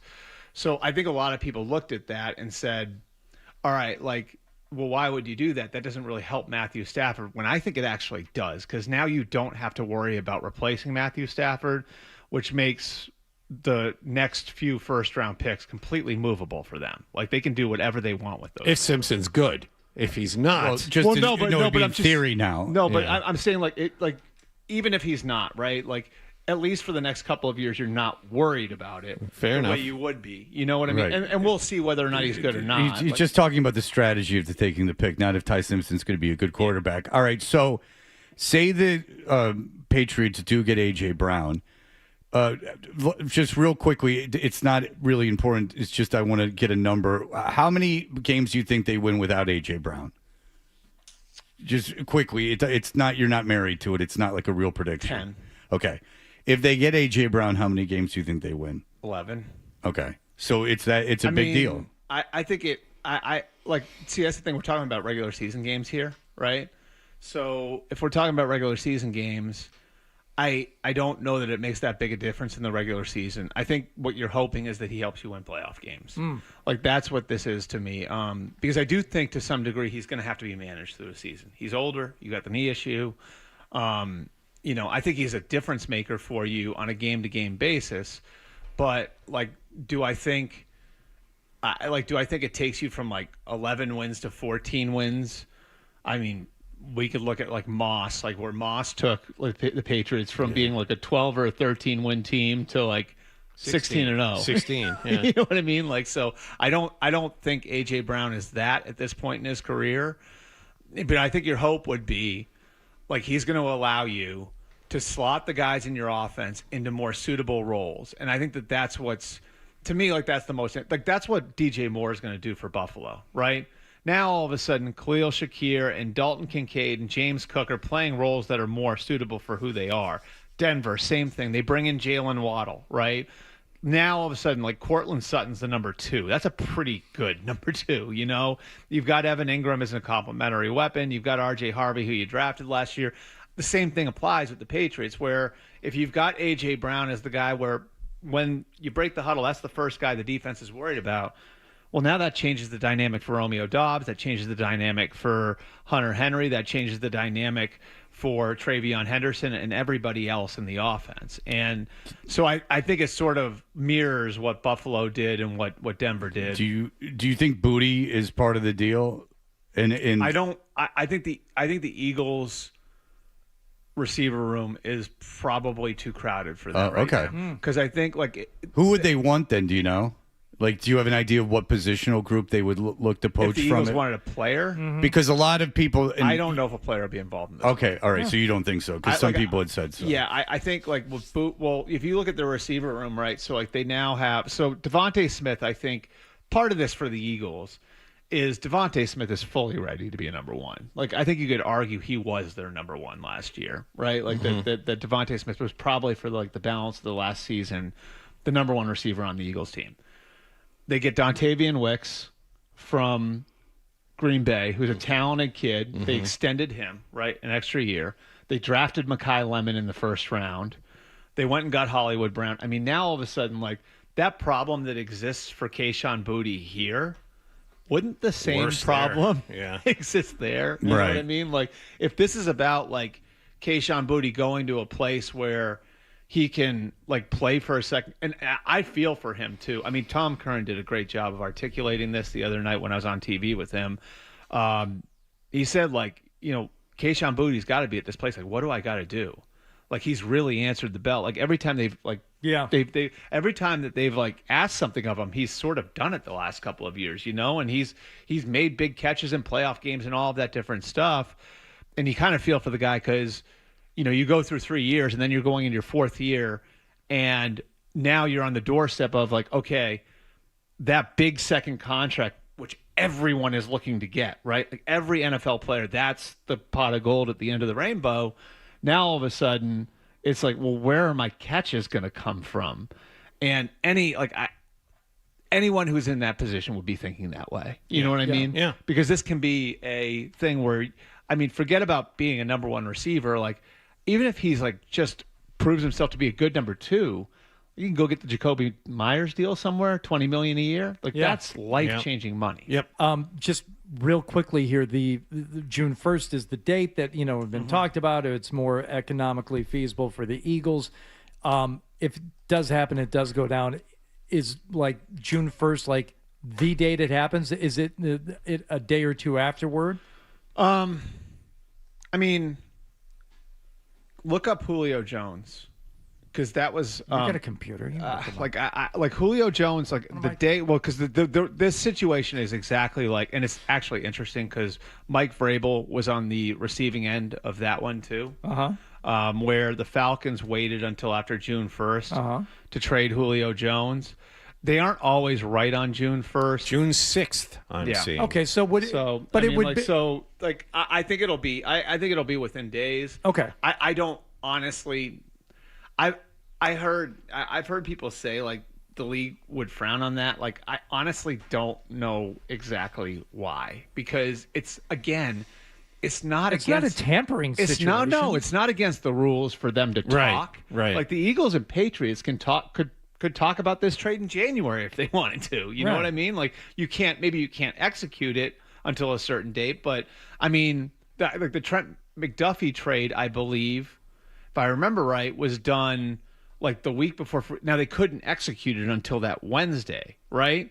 But it was like agreed to 5 days ahead of time, so these teams can talk about it like whenever they want. They can agree to it whenever they want. Like there's no need to create appearances here. There's no tampering. And like, in fact, like I said, like the Patriots or the Eagles are well within their rights to give the Patriots permission to talk to trainers. The Eagles can give A.J. Brown permission to fly up here and take a physical. Like he could be here to take a physical today. Okay. There's no rule against that. So I don't know what sort of appearances you're trying to create there. They're not circumventing anything. They're just taking advantage of a quirk in the system that has been taken advantage of by a ton of different people. Okay. All right. Well, very good. It looks like exciting news. Come around June 6th as we get into things here. All right, Bert will continue to join us. We'll be back with more of him in just a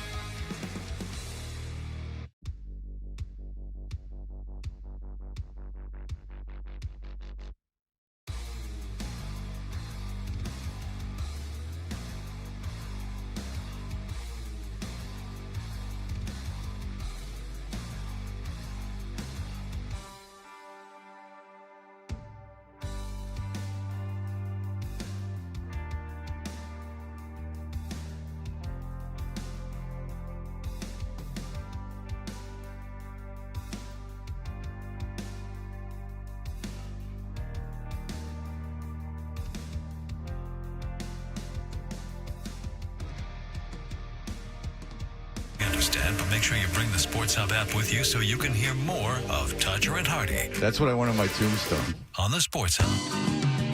Yo, MF Doom, Mr. Fantastic, Villain, it's cracking, boy. Same old kid. Man, rap snitches, man. Just bugged out, man. Man. Telling me, in their mouth, telling everything. Rap snitches, telling all their business, sit in the court and be their own star witness. Do you see the purpose? Hey, we are Todger and Hardy. Bert Breer is in studio. And we went all over the A.J. Brown thing. How did you think Mike Vrabel handled the press conference the other day? I think it was fine. Like, I think it was sort of what I expected, which, I think is trying to move on from it. I certainly respect his desire to protect his family here, which I think was a huge part of that, like wanting to make sure that, like, A, people know that, like, he has their back, but B, not making them part of the conversation, which I think is, like, I've sort of found with this whole thing, like, it does feel like if anything would really make Mike angry about it or make Mike uncomfortable about it or whatever, however you want to call that, right? Like, it would be that people who didn't deserve to be part of the story are now a part of the story, which is his family, So, I think he did a good job with that. Like, are there more questions I would have asked? I think so. I would have asked maybe more specifically, how'd the counseling go? What was the result of that? Would you? I would ask just. I mean, I don't think it was. Like, I don't think that. Why did you deny it? Yeah, I don't think that press conference was necessarily a time for a Kairos Tonga question, which I think it was slipped in at the end. I just think that for the good of him too, it's just you just can go like, hey, why'd you deny it?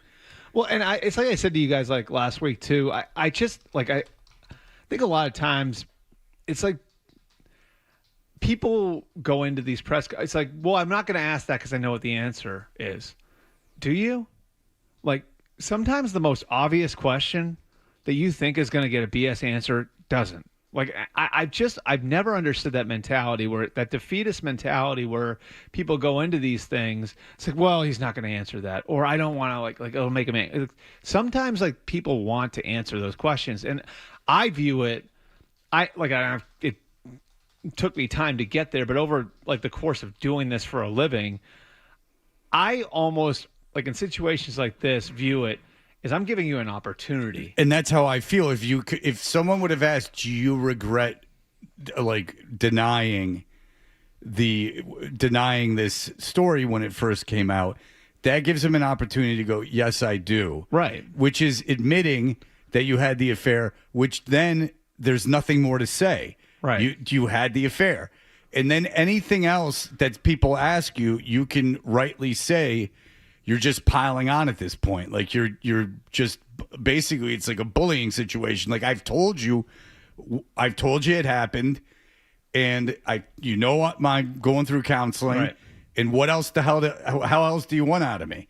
So the other question is what do you think Rossini's plans are? Do you have any idea in terms of like going public or? I don't. I mean, like you guys have heard me say, like I've really respected her work over the years. I think she's really good at like being an NFL reporter. It does seem like it would be hard to get back into that. I mean, just because whatever's true or whatever's not, like it'd be really hard to look at. It's like, also anything. not her best career path now. She's very famous. She's charismatic. She's a good interview. Right. She's good on a microphone. And she could be excellent, like as a podcaster, and like she could still talk about the NFL. Like absolutely, she just wouldn't be someone who was a reporter that Right. broke news. So, but in order to do that, she's going to have to do interviews. And in order to come off, Right, and again, until you address it, it hangs over you. And and there's a really good way to do that and just be open and honest about it. But the problem is, what's good for her is not good for Vrabel. Now, it doesn't affect Vrabel's job, and it doesn't do any of that. It just brings everything all the way back up. And this swings back around too to, like, you have to remember that there are other people involved here. So I think the true victims in this story are the families, and they're the only victims. In this story. Right. And so, like, I think it's, you look at that, and it's, yes, it would make some sense career wise to put your cards on the table and tell the story, and that'll allow you to move past it. But is that what's best for your spouse? Is that what's best for your kids? And that would be the question. Okay, because these are things your spouse and kids are going to know about. Right. Like, you're not saying anything that will not have to be addressed at some point. So it's not like you're going out there and saying, like, what positions you like to have sex in. It's your kids are going to know that you had this affair. Well, I think it's a little bit different with Diana's kids are much younger than it my doesn't kids. matter. Well, if they don't know about it now, they're not going to know about it if she does an interview. Yeah. I mean, you can craft things in a way and just think your kids are listening. I think you're right. Like, I think, like, it's just you have to address it. And once you address it, like, then I've found, like, if you show some contrition, some humility, like, people are generally pretty forgiving. What is there to forgive? I mean, the only thing that you have to really... No, I mean, but you know... Hang on a second. The only thing they did is deny it. Mm-hmm. If they didn't deny it, then this would have been gone away by now. Now, she would have still lost her job, and, but the questions to Vrabel would be gone if they just admitted it. The problem was they were snarky and denied it. That's it. Now, is that fair? I'm not saying it is. It's just the way things work. Yes, if you're contrite, they don't owe an apology to anyone. But all they have to do is say, yeah, I did it. Then there's nothing else to say. Then that's it. It doesn't matter how often you did it or how long you were seeing each other. Just that you did it. And then there's no gotcha anymore. Then it's just, here you go. Like, wow, you found pictures of us. I admitted it. Like, what do you want out of me? Like, and then people do have sympathy for you because after all, you've hurt you've probably hurt 6 people on this planet with this. 6 people, your spouses and your kids. And other than that, it's over. It's over. Just all you got to say is it did it, because when you say you didn't do it, every photo that comes out is like, oh, wow, hey, look at this. It's way more wow, salacious because it flies in the face of what your initial claim was. Right. If you said I had an affair, who cares if they were at a casino? Who cares if they were at a bar? And that's why this whole thing could have been nipped in the bud at the very beginning. If somebody had just said to Mike, look at this picture. Pretend this isn't you in this picture and tell me what you see. And then, like, is it still laughable? You know what I mean? Right. Like, just please, Mike, look at this picture and tell me what you see. If this is not you. This is just a man and a woman. You tell me what you see. And then, because the minute, like, you're telling people what they're looking at is fooling them, right? Is some sort of deception. And I think that is what just poured kerosene on this whole thing. Jimmy, go ahead. I'll be very quick because, Fred, I agree with you. I think she does have a career opportunity outside of this if she does the interviews. However, I don't think she could have a future in this without the interviews, leading to my question for Bert. Do you think there's any, like, is there a higher than 0% chance that Bob Kraft could have gotten to her on an NDA? Thank you, guys. Sure. Yeah, I think that's definitely. I mean, I don't know anything about that to be. That wouldn't have been smart on her part. But that would not have been smart. I think like a major corporation would move to pay to bury a story that's detrimental to them. I think that happens every day of the week in America, and I wouldn't, and so nothing like that would surprise me. And you think the Crafts would be willing to cough up millions of dollars, like say $4 million to get her not to talk about Vrabel? I mean, because if I was Kraft, what would your I don't care price how. be? If you were Diana, what would your price be? It would have to be like $100 million because I want to work. Like she's in her early 40s. Yeah. Like this is what I like to do. Like I was making $1 million a year. Like, you know, if you're going to just make me go off the grid and I can't do anything because I'm not going to be able to have a media career unless this is going to hang over my head every time I do anything publicly until I talk about it. And what's that worth to me? It's not worth $4 million. I can go. I want to be a broadcaster. I enjoy doing this. I think I'm good at it. But $4 or $5 million would be particularly evil. That's the worst amount. $5 million.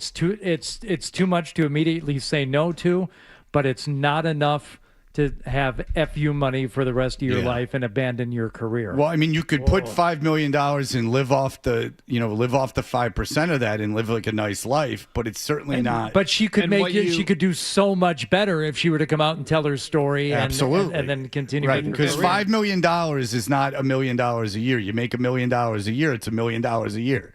And what you said's right, Fred, because there are certain people like that where like they're really career driven that way, and that they're very competitive that way, and like she's definitely that way. So what, at 42, I I'm mean, I never am going to too, do anything. but I'm not going to do the anything for exact the rest of same my way. life. All right, look, 100%. you've gone on too long already. All right, thank you, Bert. Shame We on you, appreciate it. We have to bid Adam adieu. We have our big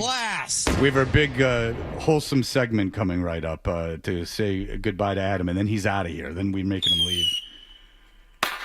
All right, so we'll be back in just a moment.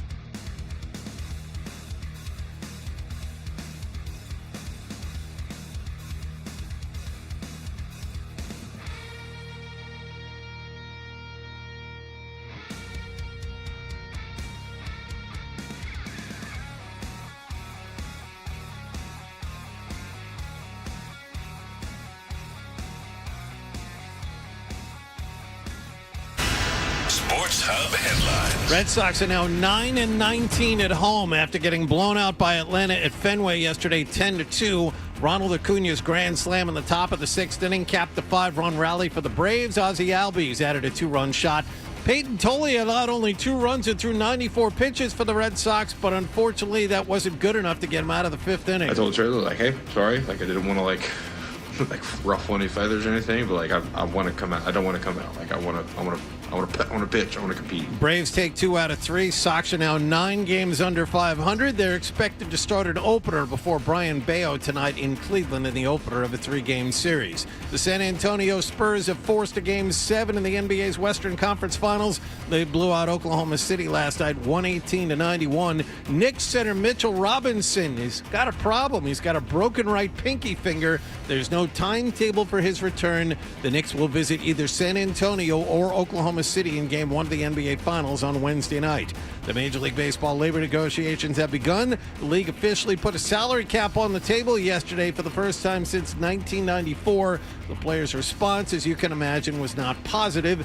And Claude Lemieux, who won 4 Stanley Cups over his long career and played for Montreal, New Jersey, and Colorado, among other franchises, was found dead this week. The cause of death, according to police, has been ruled a suicide. Sports Hub headlines are brought to you by 128 Plumbing, Heating, Cooling, and Electric. They're the company that finishes every job strong. If your home or business has a plumbing, HVAC, electrical, or drain issue that can't wait, you need to call 128 now at 888-CALL-128. I'm John Wallach on Boston's Home for Sports, 98.5 The Sports Hub. Your next update at 8:30. Listen to it, laugh at it, get mad at it, agree with it, argue about it. It is Boston Sports. Boston Sports. And it is all we do. 98.5 The Sports Hub. And we're back. Toucher and Hardy. You want to know how many stations it's been in how many years? How many? 15 and 30 years, including Whoa. college radio. Whoa. I did the math yesterday. How many of them are still operational? Oh, like this one. It's like this one and maybe like 2 others. You've killed 12 radio stations in 30 years? All right. Well, no, I guess my college radio station is still around. WRBB. FNX is gone. BZAM's still around. I don't know these ones I worked when I was in Albuquerque. Some of those aren't around anymore. Do you count BCN and the Sports Hub as different stations if you Yes. continued working Yes. the whole time? Different formats.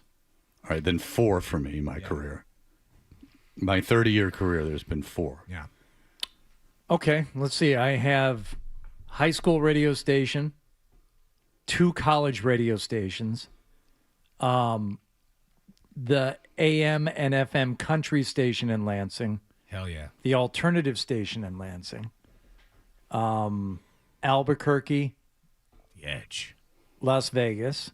Extreme radio. Yeah. BCN. Sports Hub. Rock 92.9. Rock 92.9, yes. Sports Hub. Do we count satellite? Yeah. Oh, yeah. Or if you want. But that's like a part-time job. Yeah, two satellite stations, so 13 for Only 5 for me. So Yeah, because I'm not counting college. 13. That's a lot. Cumming, Georgia, 99X, BCN here. Yeah. So really is only 3. But the big talents don't move. And John, of course, started on riding horseback. Yes. Giving information. Pony from town to Express town. on WEOS in Geneva, New York. All right, so soup cans and strings. That's right. So Adam Bob Bronson did mornings at WROR, and because he retired, I have to play golf with him this afternoon. And he are you going to meet for coffee and a Dunkin' Donuts and sit there for 45 minutes beforehand? Just This meeting gets better and better as the show moves on. just kill some time. No. And so Bob retired, and he's 65. He retired, and so the company, they're very high on Adam. And Adam got an opportunity to take over for Bob, so he'll be hosting the show over there in the mornings, and it's also obviously more money, so good for Adam. Thank you. He, gets you can't deny your friend getting more money and an opportunity to do what he loves on the air. So you got that going for him. And that means that, of course, people will say that Adam and I hate each other, or Adam hates me, and that's why he's leaving, and then they'll say, because that happened, this happened, and then it will move on from there. At a smaller scale, but I've been through this many, many times. Just do all that under the videos and content we post so we get credit for that engagement, please. Thank you. Appreciate that. And so, no, but Adam is leaving, and he's been through this so many times. Has anyone ever given you a proper goodbye, Adam? They let you take control a lot at BCN, but you kind of had to give the floor over to Laquadera before Bradley J took everyone out. I did get to, that's right. I didn't get to say goodbye. I mean, I got to do a final show. I've been able to do a final show pretty much on every station that I've said goodbye to. Are you sure they were still on the air? Or were you just talking to a microphone leading to nowhere? In the studio, yeah. It's not. But yes, but so I've been blessed in that. But this is a unique situation. Right. Indeed. Now, did Laquadera come on your show? Because he came on my show on the last BCN show. Yes, he came on my show earlier as part. You remember we did like a 40th anniversary of BCN? He came and did an hour on my show for that. Okay. But he came on your show on your last show, I believe. And I've told you this before, Fred. He had the idea for a bit, which was really funny, where he said, okay, I'm going to start telling a story, and that I want you to like fade me out and cut me off and say like how this guy is so boring. I'm like, oh yeah, that's really funny. And I thought it was obvious enough. The hate I got from people. Ooh. Who are you to cut off Laquadera? But that's great. But his story, it's like his story was like, they were so awful. They were really, really bad. And like purposely, he was doing it. It was a bit. Uh-huh. But we did that like a few times when he came on my last show. And but there's a good satisfaction of screwing with people and having them get mad, though. That's like what you want. Yeah. I mean, because then you just go, you're a bunch of idiots. Yeah, overly syrupy, like really lame story about some guy who came into the studio once and he was trying to tell the story. I'm like, oh God, this is awful. Let's play Linkin Park instead. You know, well, that's a good bit. And you should love that the people get upset. All right, well, no one is upset Adam's leaving. We have a collection of well-wishers, people who have, again, like syrupy things to say to you from your time here at the Sports Hub, Adam, and we wanted to give them a chance to express their well wishes and their heartfelt sentiments to you. Madonna and Billy Joel. Looking forward to listening to you never. See ya. Quintessential Beatle right there. Just end the bit there. You want a snapshot of what it is? There it is. They're in Boston, not in L.A. I like that we're playing the dog killing song, too. All right, Hardy. And then you just had to move over to the left of him. Oh, that's right. Didn't have to go far for the next one. Hey, 12. It's your friend Zoe. Talking during it. Sorry. Nice producer. Getting emotional. Making comments over it. Let them insult you. Okay. You know I love you. Good luck over there, buddy. And don't forget, I bought you IHOP breakfast one day, so don't say so never did anything for you. Way to go, 12. Another gig, baby. Staying alive. All right, now you may comment. That's true. He did. He bought Hardy and I. Hardy and I would meet for breakfast at IHOP here and there. That IHOP is disgusting. I can't believe you ate there. The day we were in there, they had like the all-you-can-eat pancakes thing. Yeah. And the day we were in there, me, Zoe, and 12, long time ago, this dude came in and he was eating his never-ending stack of pancakes, and he left the table obviously to go take a dump. This guy had been sitting there eating for a long time. And he came back, and they had bust his half-eaten stack that he was still working on, and he was pissed. Yeah. And do you remember? Made a scene. Went after the waitress. It's like, we're bringing you as many pancakes as you want. He was like, I wasn't finished with those pancakes. I wanted to have them syruped and buttered perfectly. More pancakes. And the guy had just got back from the job for just making more room. That's all he was off doing.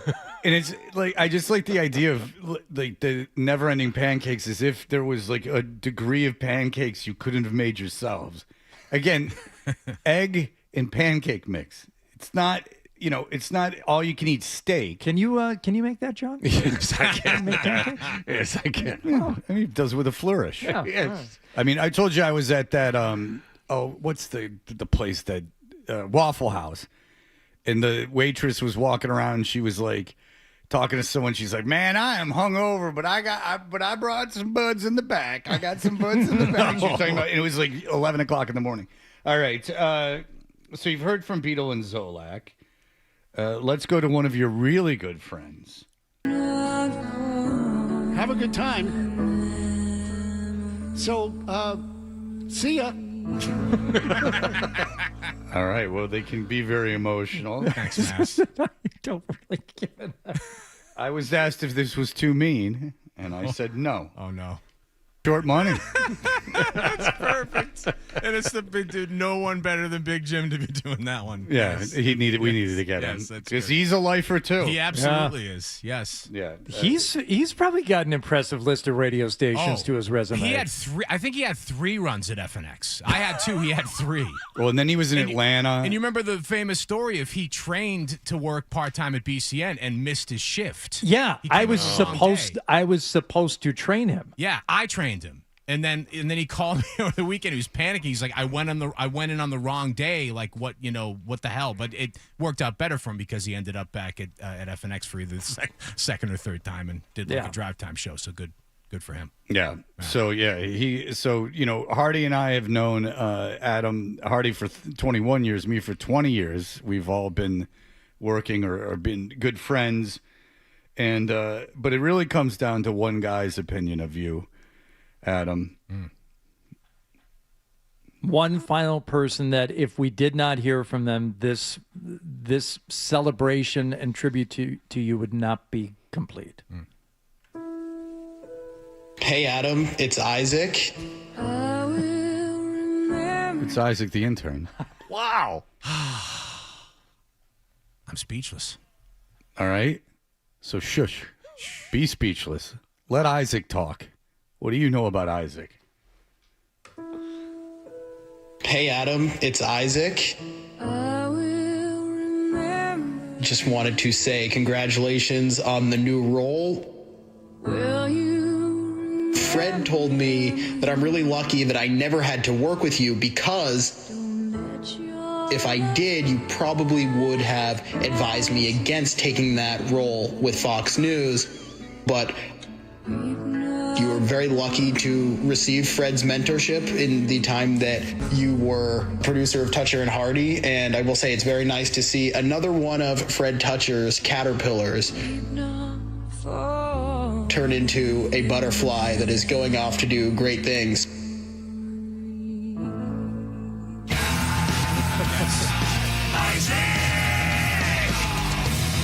Hi. Those are big shoes to fill. Isaac has trudged the path for you to explore. I didn't feel any pressure until that moment, and now I feel as if I have the weight on my shoulders as I make my way down the hall. Much like Nick answering the phones, he feels no obligation. Would you just turn over your shoulder and tell Nick to answer the phones? No. Nick, would you answer the phones, please? And now he has got. He's going to put the information in so you can see who it is. But he's not putting any information in. Now he's scrambling. Yes. Okay, now he's doing it. Now here's the information. Henry Rollins, hello. Oh. Gentlemen, good morning. Good morning, Henry. You know, usually I'm talking about serious things like lifting free weights or eating clean and green or going to a party once a year on the Super Bowl. That's a real thing. Google that. Anyway, what I'm calling about today is in the late 90s when I had Rollins Band going. And then, you know, much like 12, I felt the need to express my art by branching out into film, including the children's movie Jack Frost, where Michael Keaton plays a talking snowman. And also in Heat, where Al Pacino inexplicably throws me through a plate glass window. Nonetheless, As 12 ventures down the hall to his new job, I wish him the best of luck. And his first day there, he should find the biggest guy and punch him in the chest. There you go. Yeah. Everyone loves Henry Rollins. My favorite character from the show over the years. Thank you. That I was hoping Henry Rollins would call this morning, and I am delighted that he did. All right. Well, Adam, you have another hour and a half to be here. Yes. And So long, farewell, I'll be to say goodnight. but you can't leave, Adam, before you do something to infuriate Hardy. Okay. We can work on that for the next segment. So the next segment is something that was pitched yesterday, and I'm like, it's just going to piss everyone off. And then when I realized, and then when I knew we were doing this goodbye thing, I was like, you know what? Why not let Hardy piss off? Why don't let Adam piss off Hardy one final time? So we will have that for you in just a moment. Toucher and Hardy will.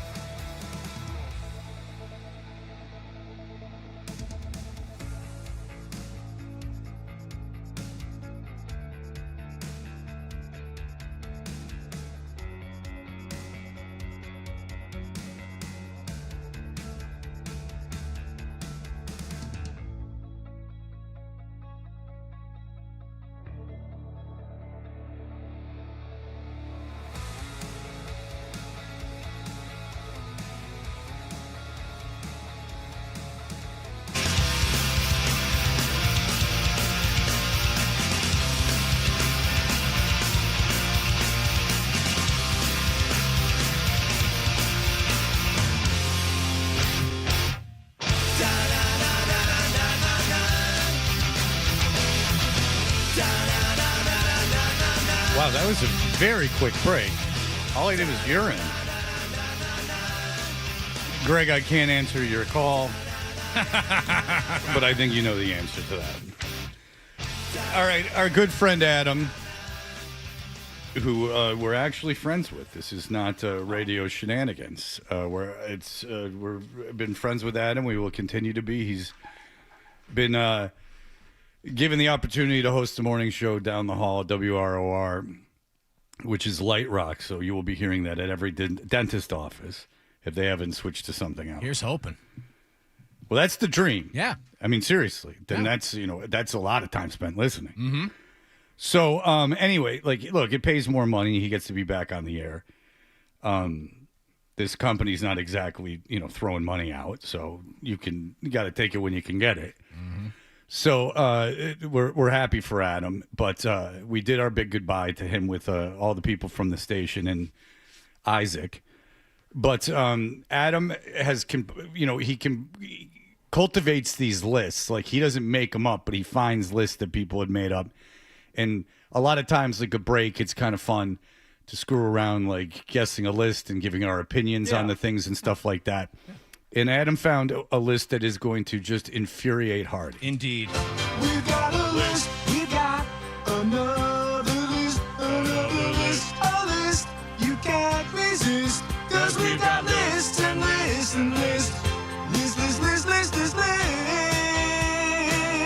Now, is that your voice? That is me, yes. All right, so can we keep that, or do we Yes, have to? Or are you absolutely. taking that with you? No. Anything that I've created on the show is the product and what's the word I'm looking for? Property of the show. You want to keep that?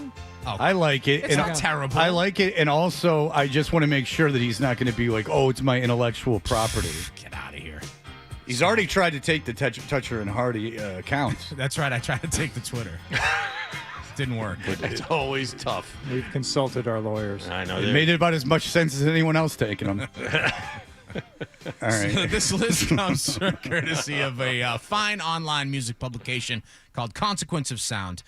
They ranked the top 30 punk bands of all time. Oh. And I think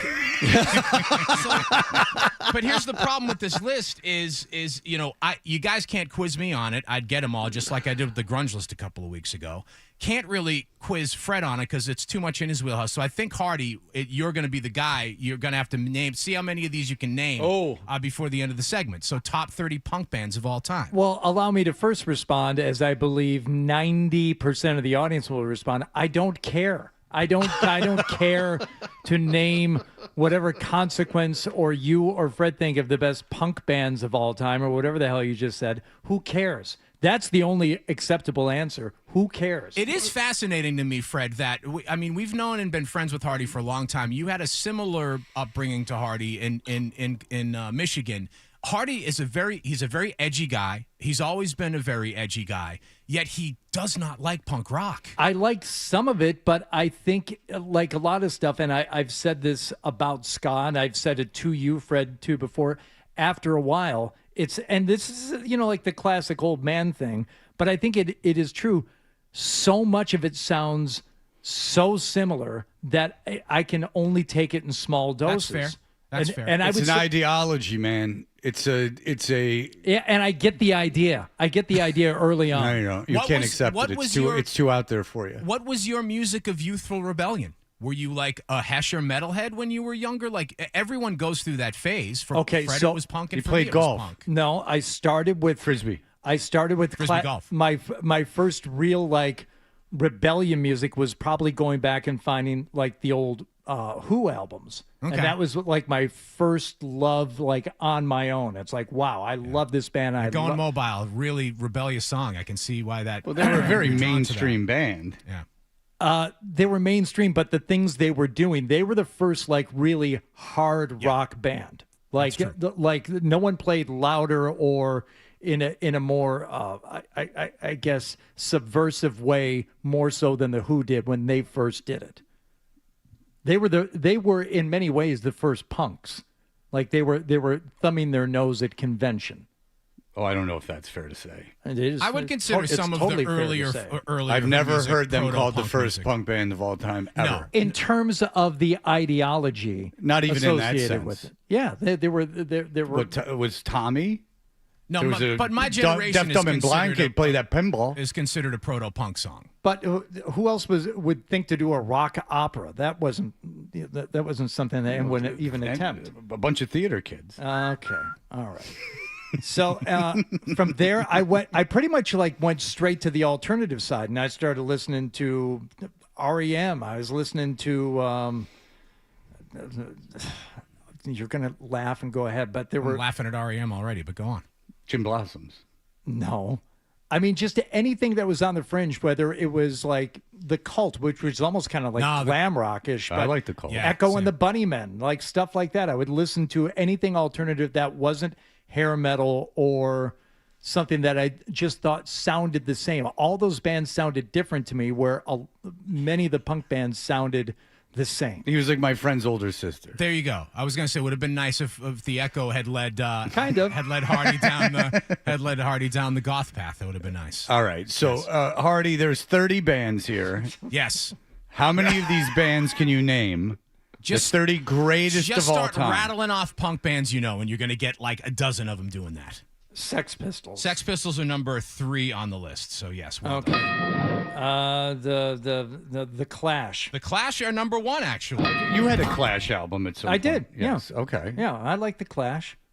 I don't think I had a Sex Pistols album. You didn't have Nevermind the Bollocks? Nope. It's one of my favorite albums of all time. I still listen to it. It kind of sounds like crap, just sonically.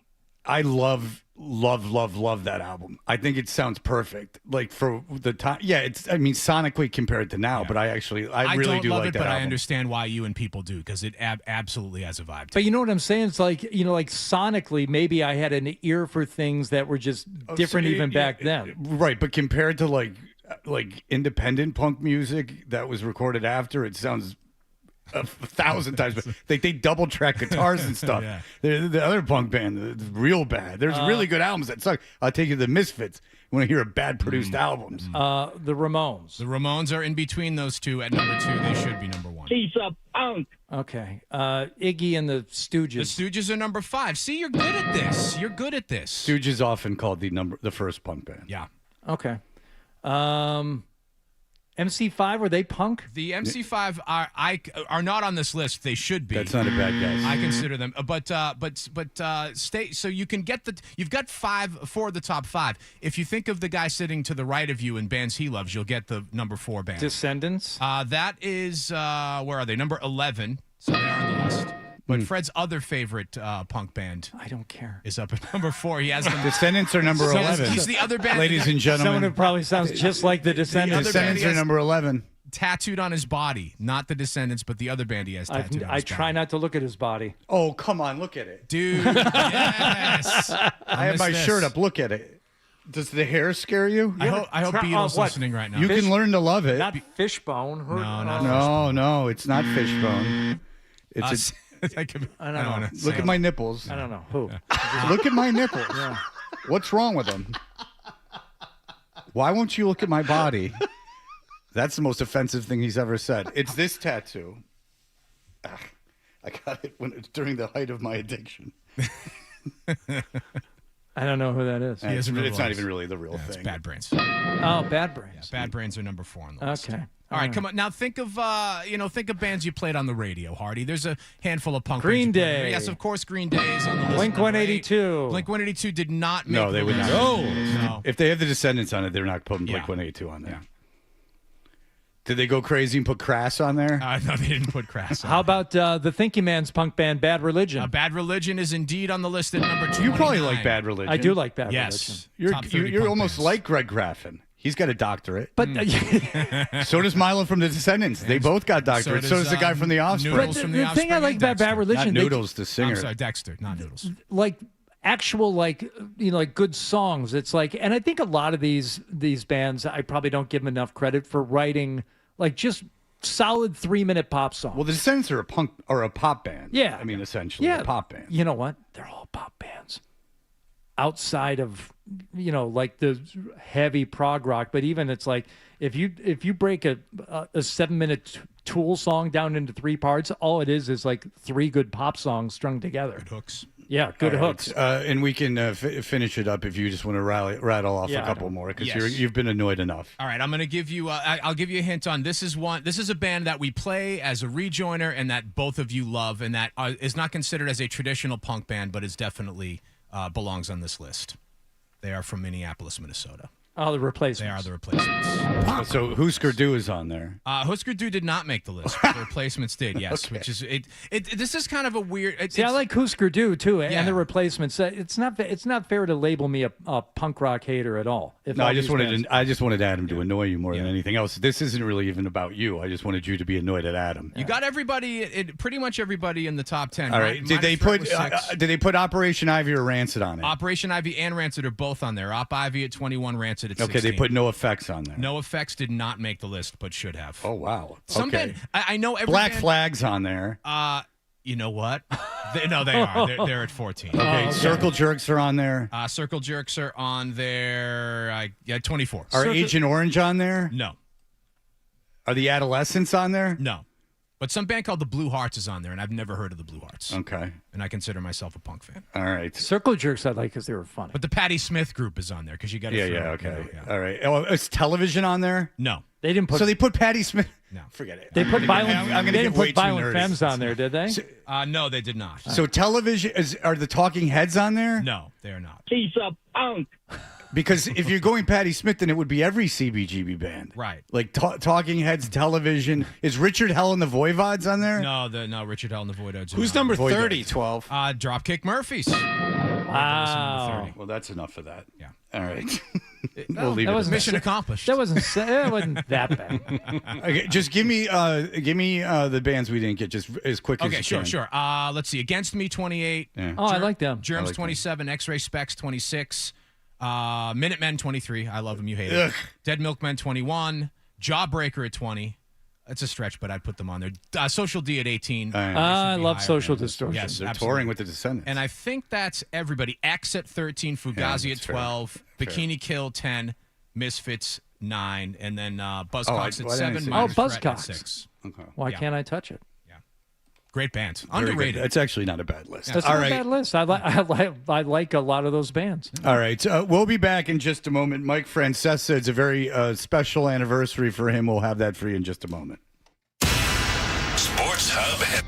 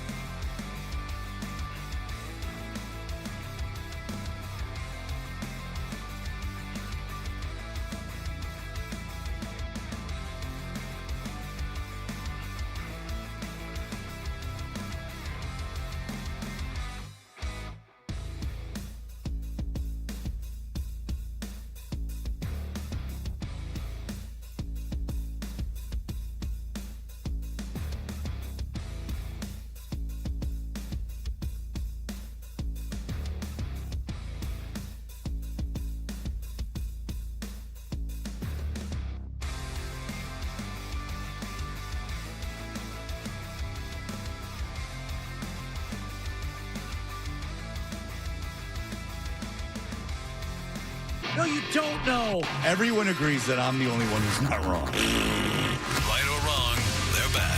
Toucher and Hardy on the Sports Hub. In THICC, thick. And it did not go over well.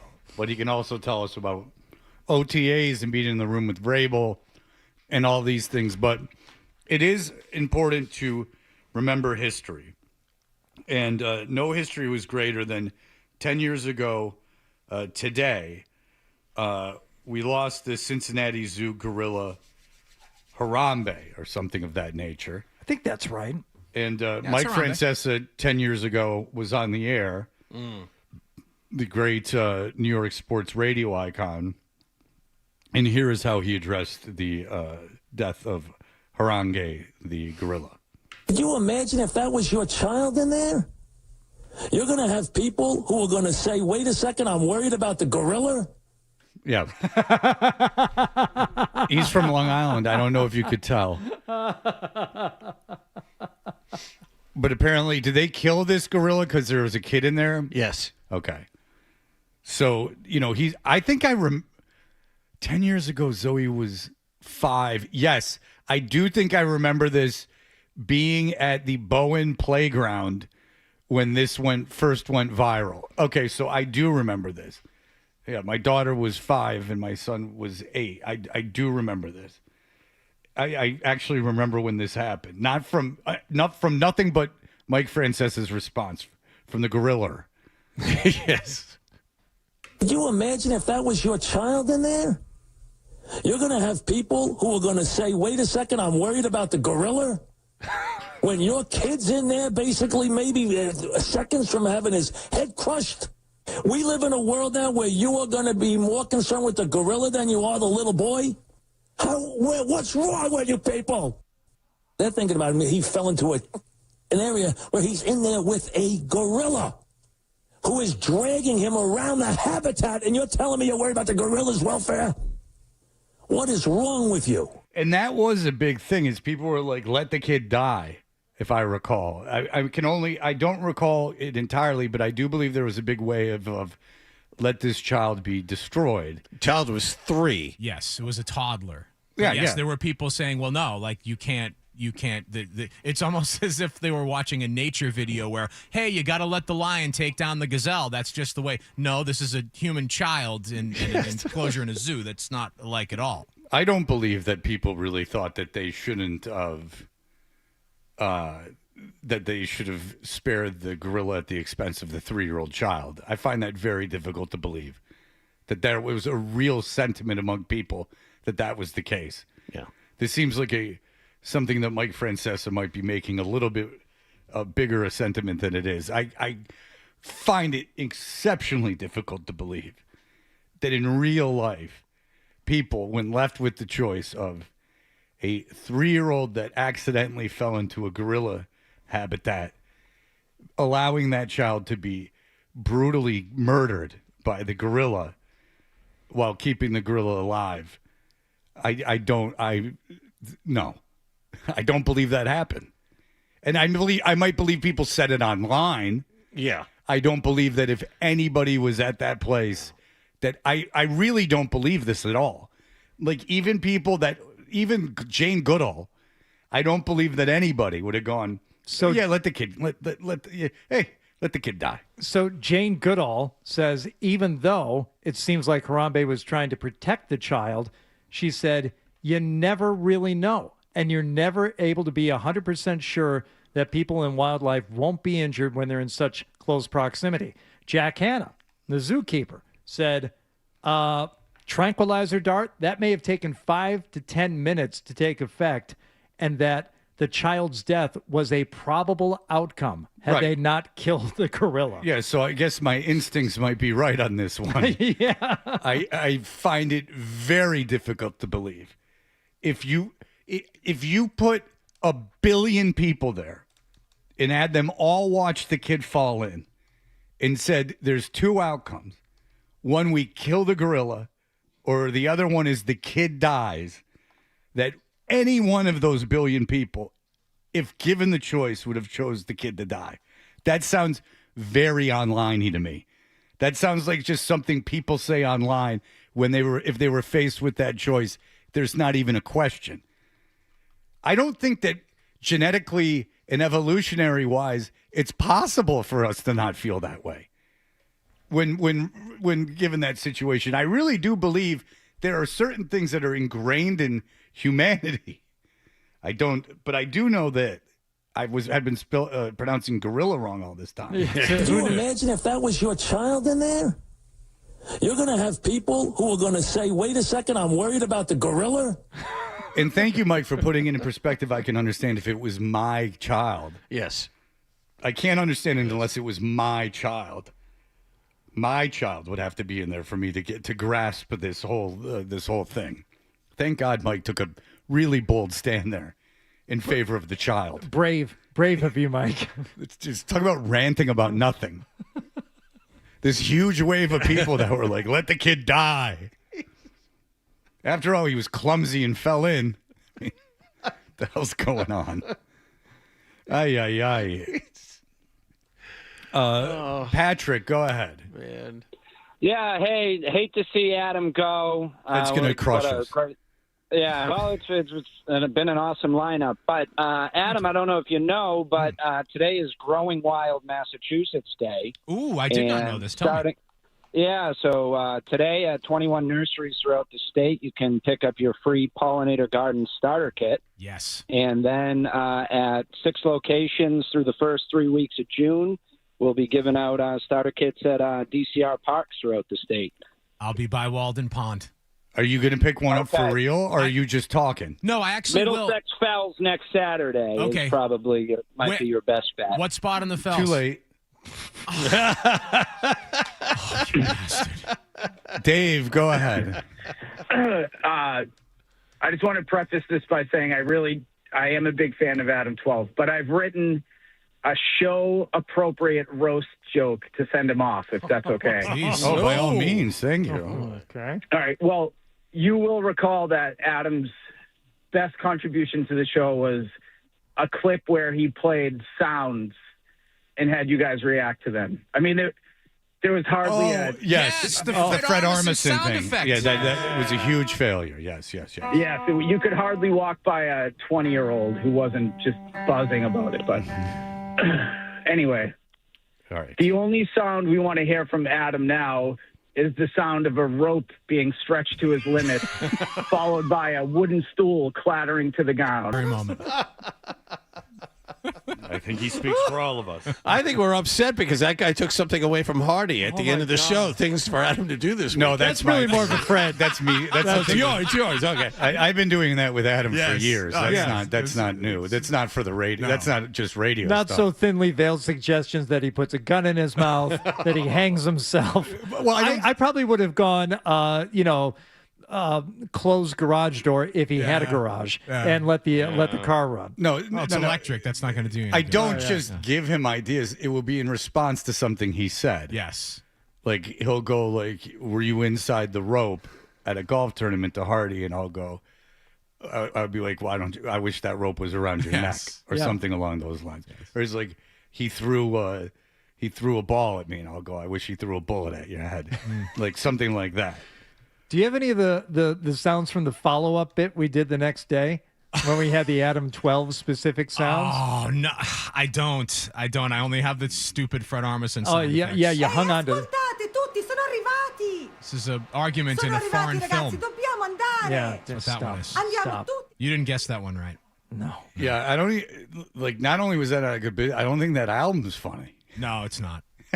Right. It's a funny idea, but it like just was Fred Armisen was trying and it didn't work. Well, I remember early, and I was also trying and it didn't work because I remember early on coming onto the show and having conversations with you guys. You'd be like, listen, pitch a bit, and if we do it, like if it's successful, that's great, and if it sucks, that's also not great but good because we can just rag on you for it. Yeah, so. I mean, listen, if you're gonna try stuff, it's not gonna work. Yeah. There's no question. You got to try stuff, and obviously when you're trying to be funny, not everything's funny. Right. I mean, you go crazy. You never do anything funny if you're afraid to have it not work. All right, Dan Roach is going to be on with us in just a moment. State.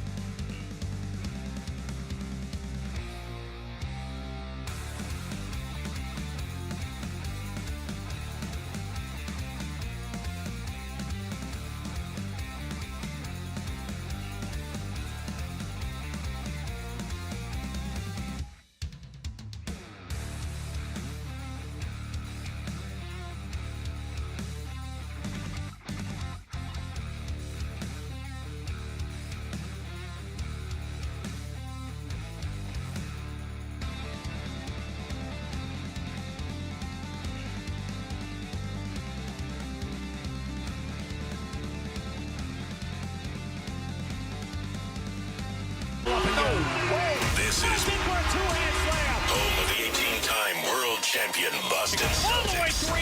WBZ FM and HD Boston 98.5. The Sports Hub. Sports Hub headlines. Red Sox finished up their homestand with a record of 1-5 after losing to Atlanta at Fenway Park yesterday 10-2. The Braves scored 5 times in the top of the 6th inning to snap a 2-2 tie. Ronald Acuna's grand slam, the big hit. Brian Bayo expected to pitch after an opener tonight when the Red Sox visit Cleveland. Also, Garrett Whitlock placed on the injured list yesterday with a sore knee. ESPN is reporting the Patriots have signed offensive lineman Mike Onwenu to a revised contract for this year. It will save the team $7.5 million against the salary cap. San Antonio got 28 points from Victor Wembanyama. They blew out Oklahoma City last night, 118-91. The Western Conference Finals headed to a Game 7 tomorrow night. The Knicks will visit the winner of that game in Game 1 of the finals on Wednesday, but they have an injury problem to deal with. Mitchell Robinson has a broken right pinky finger, according to ESPN at this hour. He has undergone surgery. He will attempt to play with that finger in a splint. And 4-time Stanley Cup winning forward Claude Lemieux has died. Police say it was by suicide earlier this week. Sports Hub headlines are brought to you by the 99. Visit the Nines this weekend for their double bonus card special. Buy a $25 gift card and get 2 $5 bonus cards. You gotta love the Nines. I'm John Wallach on Boston's Home for Sports, 98.5 The Sports Hub. Your next update at 9:30. This is what happens when analysts take over the games, take over the sport. This is where you talk sports. It happens all the time. The Sports Hub. IYKYK, which obviously YD. Okay? Dutcher and Hardy, mornings of the Sports Hub. Rude question. Are you thicker with 2 C's? Is that the way you're supposed to say it? Is that kind of like the hip thing? Are you thicker with 2 C's? Is that how it's supposed to be? Or that's pause, if that's anything. I think that's not the way to put it, but even better. Do you feel conditioned as far as another year of experience, just your body getting ready for this?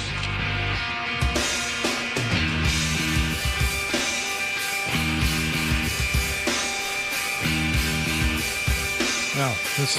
Speaking of taking a swing at humor. All right. We are Toucher and Hardy. You can watch us on YouTube. Subscribe to 98.5 The Sports Hub on YouTube. Danny Roach asked a very uncomfortable question to Drake May during OTAs. Dan, what was running through your mind? Mr. WBZ's own Dan Roach. Morning, Fred, Hardy, John. Morning, Congrats Dan. on the new gig. Go say it again. Thank you, Dan.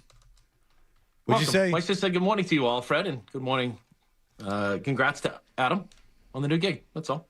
Yeah, he's going to be the host over there at WROR Light Rock. Nice. You're golfing with Bob today. Awesome. I am. You've been listening to the whole show. Yes, I am golfing. I felt obligated. Just so you know, Yeah. Bob, if you're listening. I like Bob. I like Bob, too. He's a friend of mine. You have a very staccato style to your speech this morning, Dan. Everything all right? You all gacked up? You've been blowing rails all night? What are you doing? Ready to go play golf yesterday, Hardy. Was nice. So, I'm good and ready to go. Okay, so take us through the thick question to Drake May. Yeah. I got duped a little bit there, Freddie. You got duped? Me being the idiot that I am, the naive one, I was watching practice with a member of the media, and we were watching Drake May, and we were actually watching the whole practice and what have you, and then I just said, hey, Drake, he looks a little bit like thicker. He looks like he's put on some weight, but good weight. And she said the same thing. Yeah, he looks good, especially like in person. You can see him. She was at an event with him, I guess, a couple days before, and said that you can notice it, especially in the face and what have you. So I said, yeah, but I said, if you ask him about being thicker, it just doesn't sound right. You know what I mean? It just doesn't sound respectful. So she said to me, well, you could always say, thicker with 2 C's. That's the urban slang or what have you. So I did not bother to look it up. And it caught me off guard after I realized what I had asked him. So I apologized to Drake May, and I've moved on from it. So there you go. That was pretty much it. So me just being the usual naive idiot that I am. All right, Dan. So you got, as you said, duped a little bit. I felt for you in that moment and still do. I had a similar experience at a equally watched event when I was introducing players from the New England Revolution. And they were coming out, and there was one player in particular who I was trying to pay a compliment to. And I said, oh, this guy, he's built like a linebacker. You know, he doesn't look like a soccer player. And I could see him like give me like a weird look when I was bringing all the players out. And afterward, he came up to me. He said, that was really messed up, man. What's the matter with you? I said, what? I said, you know, you're all jacked up. You know, you look like. And come to find out afterward, he's very sensitive about his weight because, you know, a lot of soccer players are, you know, almost waifish. And he is a sturdier built fellow. Oh. And poor guy. I know. And but I felt bad about it. And just like you were, Dan, you were trying to pay him a compliment, but it wasn't taken that way. But I also think, you know, social media plays a part in everything we do nowadays. And No, it was just you screwing up. That too, but I'm fully aware of it. Yeah, this happens in 1920 too. It's the same thing. Well, yeah, you're an ass. Exactly, right?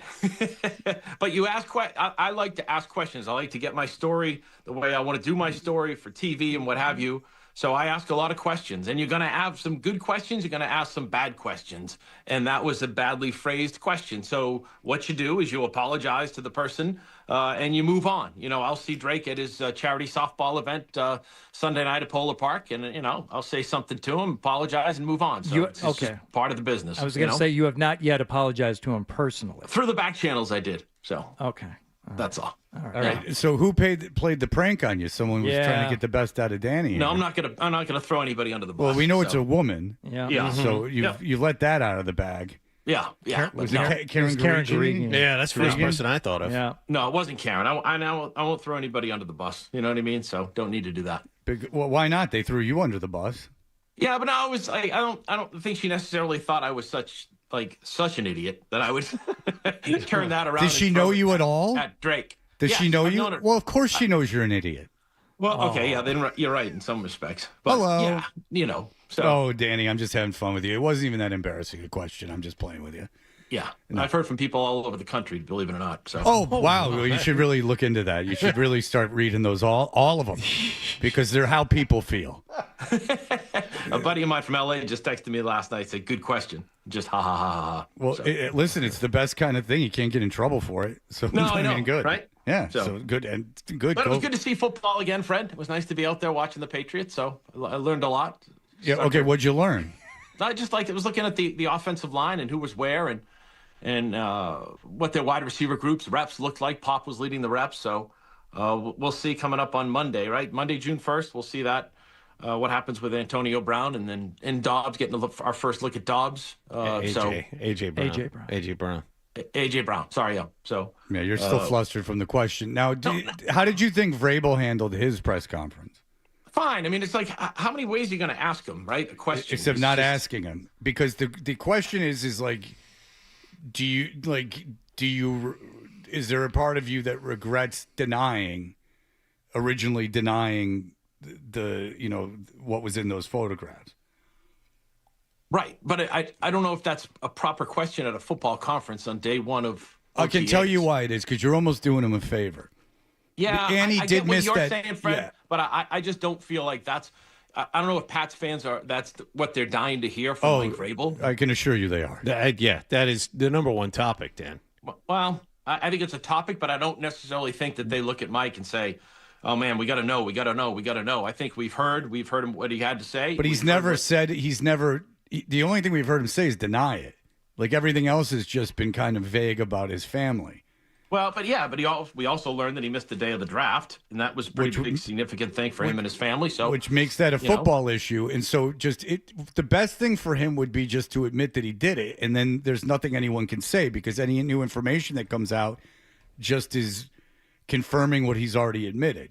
Do you understand? I guess I'm different than you, Fred. I don't really care, from the sense of I think it's the owner's decision to gather what he wants to gather and make a decision on Mike. And then no, but it's a public like Yeah, it's a public perception thing thing. too, but I also feel like I don't think like it's his personal business. I mean, I give the guy break. We're all human Right, beings. We all make mistakes. No Everybody one's makes saying mistakes. that it's that he did anything terrible. It's just that you mentioned that it's his personal business, but he missed a day of the draft, and he also came out during that press conference and kind of dismissed how important that third day of the draft is, which I don't know was the smartest thing to do because, as you know, Dan, you could go through the Patriots roster right now.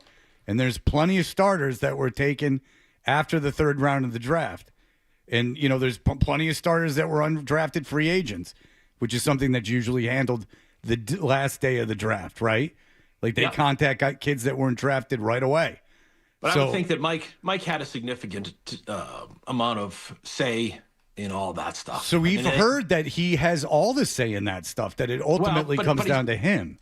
But Fred, if you work with somebody and hand in hand and you know them really, really well and you've known them for 20 years and you have to go away for something, that decision, that person that's with you is going to make that decision. But that we're talking about, right? Elliot Wolf and Ryan Cowden. But we're talking about two different things. You're saying that it was. I'm not saying it's unfathomable that he missed that day. I'm saying there's a difference between it not being like this terrible thing and also saying the person who missed it saying it doesn't really matter. Do you understand the difference between the two things? Like, you're talking in absolutes, and I agree with you. Mike Vrabel didn't do anything to me. I don't, ultimately, I don't go home at night and, worry about Mike Vrabel and if he had an affair. But It was a major international news story. And the thing is, he denied it at first, and I don't think it would have been this big a story if he would have denied it. And I don't think and certainly if he would have admitted it, pictures of them getting a boat, pictures of them in a casino, pictures of them at a bar. Don't raise I'm not paying for him, certainly, if I'm a publisher, because he already admitted it. So that's that. And then you talk about, well, of course he has people that he trusts to do the third day of the draft, and I'm not debating that. It's just that when he talked about it, he kind of dismissed the importance of him being there. I think if he had to have it all over again, he would have said something different, or he would have. Okay, fair. Well, that's all I'm asking. Right? But I also think, Fred, too, that in these situations now, it's football. You know what I mean? It's like the Stephon Diggs thing with the boat thing before the season started last year. He addressed it as best he could. Have said, "I'm not really going to talk about it." And he moved on, and but he didn't watch Stephon Diggs have a good season. So I think people care more about what's going on with the football field with the Patriots. They do, than they do. Right, of course. And once the season starts, Patriots fans are going to care much more about people. Patriots fans care, no doubt, much more about A.J. Brown becoming a Patriot than they do about Mike Vrabel. But you just pivoted off the original point, was that you said you agreed that he wishes he probably would have address these things differently, including dismissing the importance of him being at the third day of the draft. Not only that, the way he dismissed the whole Rossini thing and the way he dismissed it, that was something that fans are not happy about either, all things considered. Well, I just think it's maybe if not only the fan, and Dan, I'm not saying it's your obligation to ask about this. I'm not saying you're a bad reporter for not asking about it at all. I'm not even referring to you. Take yourself out of it. I'm just saying I'm just talking more like what would be in the best interest of Mike Vrabel. Because as soon as you just say that was a mistake, just say that was a mistake. And then as soon as you do that, then Dan, you're right. Any question that's asked at a press conference after that is I already admitted it. What do you want out of me? What do you want, money? What is it to you? I did it there. Yeah. Well, I mean, again, that's why, PR is PR. Some people, do it right. Some people don't. And I think, like I said, if he, could take a mulligan, he might. So do you think that I should be in the PR business? No, Fred. No. You don't think that I got good ideas? No, you get, people go away from you. Look at Adam. So it was a very quick response. How did you know Adam's leaving because of me? I know things. I hear back channels. All right. Talk to Adam. You've been reading Twitter? No, talk to Adam. We text a lot, Dan and I. Yeah, I know. He's my Fred-related confidant. I know you two are thick as thieves. Yeah. Okay. All right. So you liked what you saw over there at OTAs? Yeah. Yep. So, what did you see on the offensive line? You mentioned that. I mean, anything interesting in terms of interchanging or anything going on? No, it was interesting to just watch the new formation. So you see Elijah Veritucco, who you're high on, Fred. Work kind of sparingly. They had another kid, Rupsich, who was with Mike in Tennessee at left guard, and then to see Campbell at left tackle, Owenu, and Moses and Lomu switching out on right tackle. So it was just a new formation, different to see, and we kind of go forward from there. So I liked it. It was good to see, and I'm just kind of now, this for me is just a time to start to watch these guys as much as I can and see what happens and get to know them. So, do you think there's any way Lomu doesn't start when the season begins?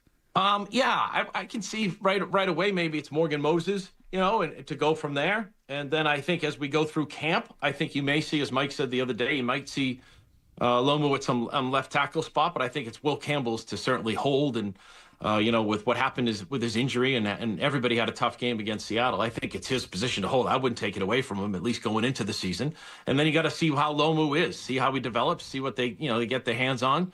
And see how he works out. So I think going in, I think he's the initial starter. And Moses, out of what he was able to do last year and has been a good veteran for this team, I think he does the right tackle side, and then they go from there. So I'll tell you good. what. The other part was good just to watch them back again. It was good to see football. And I think they're going to be, very good, if not better than last year as far as the team looks right now. Wins and losses. You're saying they're going to win the Super Bowl. I understand. Yeah. But I just think that it was good to see them again. It was good to see the defense. The defense certainly looks like it's got some. It'll be good again. So, when Vera Tucker's arm falls off eventually this season, and What's that? when Vera Tucker's arm falls off this season, and they don't have a left guard. No. Okay. They got the kid Rupsich. So and they don't have a left guard. Yeah. And they move Will Campbell to left guard, and they move Lomu into left tackle. What do you think all the Patriots beat writers are going to have to do in order to eat the crow required for them dismissing entirely the idea during the season, after the season, during the playoffs, that Will Campbell would play any position other than left tackle? Well, it's the mea culpa. But again, until it happens, there's nothing you can really look at other than to say, does he look like he could be a guard? Sure. But like I said, I think going in, you got to go with him at left tackle and give him every opportunity to become a left tackle in the National Football League. It's why he was chosen fourth. Mike Vrabel has a lot of faith in him, and I give him the job to start. So if he does switch, Fred, then maybe it's best for everybody. And well, he would switch because it's best for everyone. I'm just questioning. All of us in the media. Everyone dismissed it. I mean, well, it would be. Well, I don't think they'd switch his position if it wasn't best for the team. Well, yeah, absolutely. But I'm saying until it happens, I think you give him every opportunity to be the left tackle, and I think Mike's going to do that. So I'm just saying, if it happens, if they ever make that switch, then yeah, then maybe we were all wrong. Maybe we were all wrong that this kid wasn't ready to play left tackle. But I'm not going there yet. Yeah, you're reeling from that question. You're a little antsy today.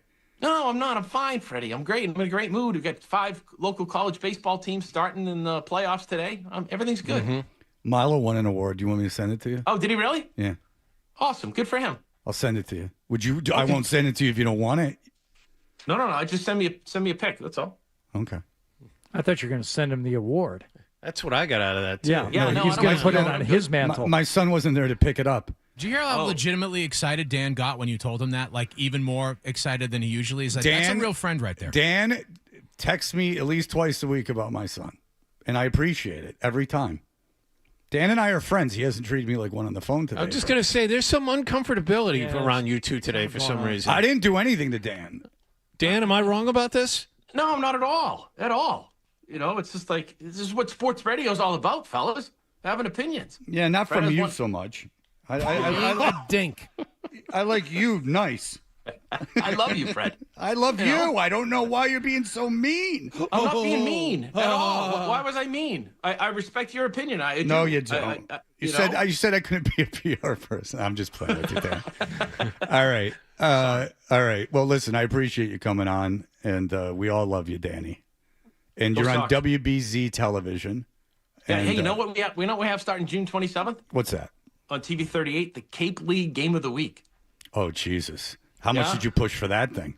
I'm excited. Our general manager, Chris Giugiaro, told me, and I was like, yes. Is he going to let you call a game? They're going to let me do whatever I want to do. It's a matter of time, how much time I can commit to going down there for the games. But, Danny, when it all comes down to it, time is our most valuable resource, and you got to devote your time to do that. Yeah, That's as I'm going a to find friend. a way. Less than a month. Less than a month from now. Yep. Thank you, Fred. As a friend, you got to do that. You'll regret it if you don't. It's We've like come full circle. It'll be a highlight of your life, and I'm not being sarcastic. No, I'm excited for it. So it should be fun. How long have you been asking for that, to have a game of the week like that? I mean, just like 20 years. Okay. They got to let Danny Ballgame call one of them things. But I worry he'll be too critical, is my problem. This kid stinks. He doesn't have it. Look at this field. Look at the people sitting on the berm over there. I guess that the whole idea that these guys are would-be major leaguers is out the window. All right. Thank you, Danny. Appreciate it. See you, fellas. Congrats, Adam.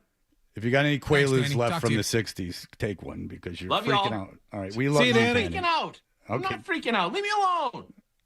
Okay, we will. Thank you, Danny. Dank. Bye. I don't know why I pulled you guys down. I just meant to pull Dan down. Didn't even have a thing for him. He was acting weird. Yeah, a little bit. It was a little strange. I'm telling this you, morning. I noticed it at the very beginning. That Yeah. it was very halted speech pattern from him today. Like, I think he thought we were going to attack him for that question, which is ridiculous. Yeah. But yeah, just put And he like kept a little, double talking me through the whole thing. put a little cloud over the whole conversation. It was weird. No, Danny's going to text me. Don't you worry. I'll get a text from Danny here in the next 2 minutes. All right. We'll be back in just a moment. Oh. More Toucher and Hardy on the way on the Sports Hub. All right. Look, erect.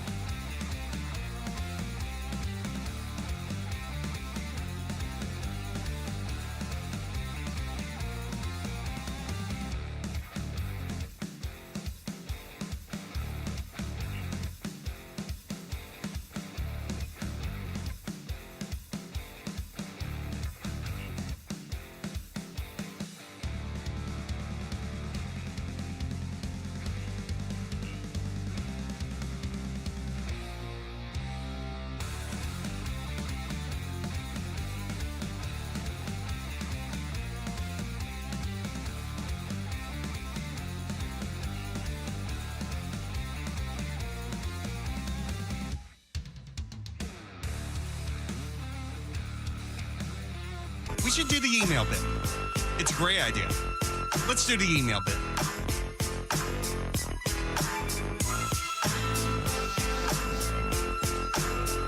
Hey, we are Toucher and Hardy, and do we have emails for you? By the way, Cane's Donuts dropped off donuts. They're doing World Cup donuts now through the beginning of the World Cup matchups. So there you go. There you have it. Did you look at them? What do they look like? Are they decorated in festive World Cup colors? What makes them World Cup donuts? I would imagine the name. Nothing. I don't know. Dan did just text me. Love There you you for it.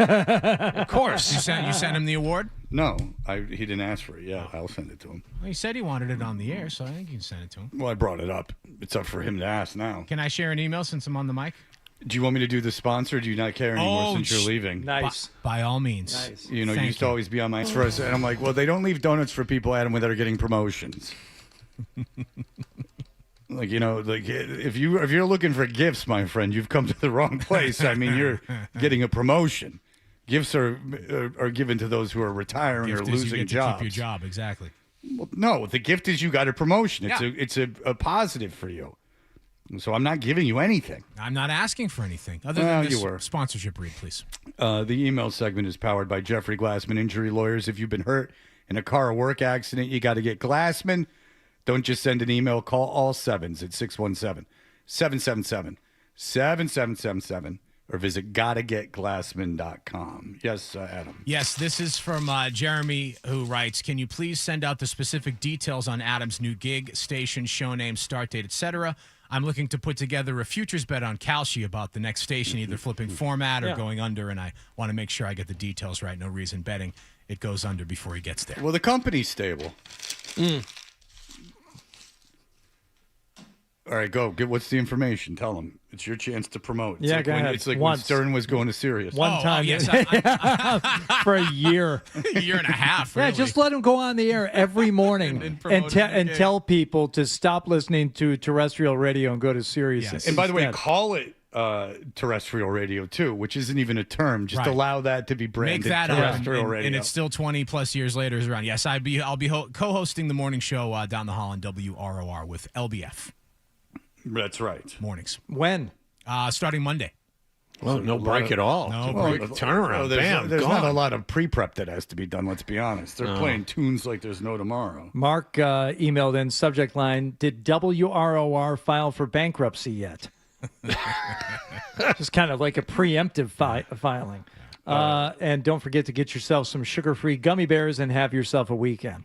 Yes, that is in reference to the fart doctor that we had on earlier this week. Oh, this is an interesting discussion. So, and we can. And he says the sugar-free gummy bears, for some reason, cause more flatulence than any other food. Yeah, he said it like the cat who ate the canary, like as if we would know, but we don't study farts like this. But okay, so here's the deal. We can discuss it further on Monday, but we are receiving 2 fart measurers. Like, remember, he said he was going to. We only really wanted one for Nick, so one's an extra one. So we have to figure out how to deploy the second one. Now, we could put it on someone like Bird, or we could, because one's on Nick. Maybe we put one on Nick's oldest child and see if farts more, Nick or his kid. Yeah. I'm wondering just the legality of someone who can't consent participating in a scientific study. We had that discussion yesterday with the intern, and we're like, you can't wear the fart thing because you don't technically work here. Yeah, so it's going to be a deal. I mean, it doesn't have to be someone who works for the show. I mean, it could be. No, it has to be someone who works for the company, Genius. He said Zolak. Oh, no, Zolak won't wear it, he already said. Ah. Plus, he'd break it and he wouldn't wear it. Like, Right. you know, like he wouldn't take it seriously. It needs to be taken seriously.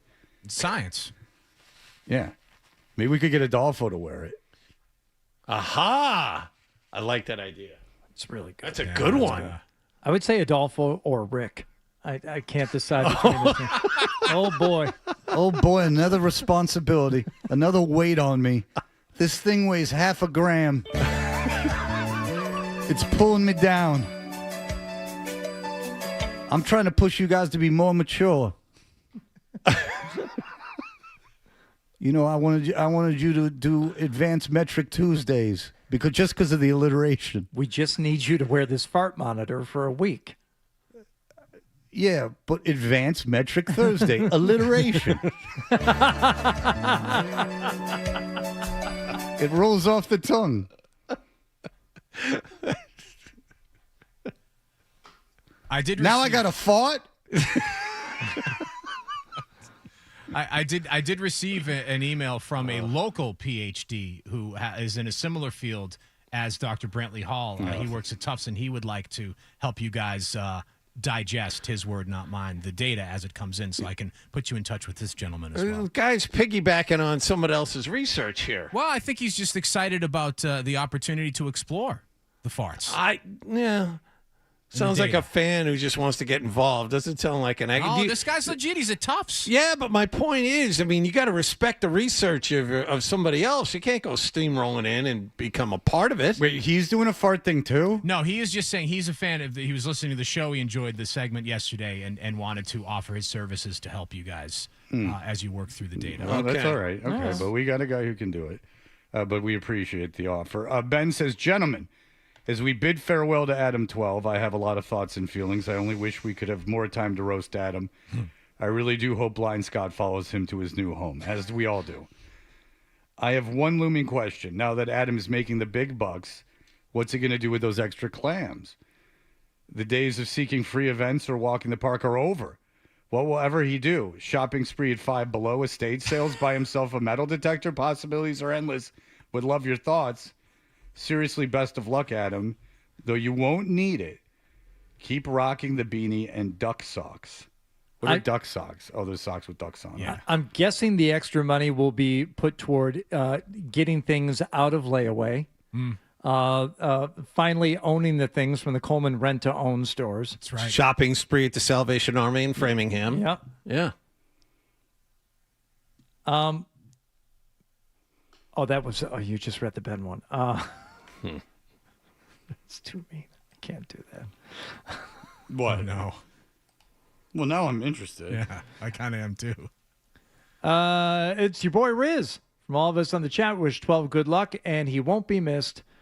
STFU 12, we all couldn't help but notice he has no bracelets on today. Why is that? Oh, I dropped the bracelets a while ago. Thanks for noticing, and thank you for supporting the show. I would like Riz and the Twitch/YouTube fan to know that in my almost 2 years of producing the show, I never, not once ever, looked at any of their comments on the YouTube. Wow. Ever.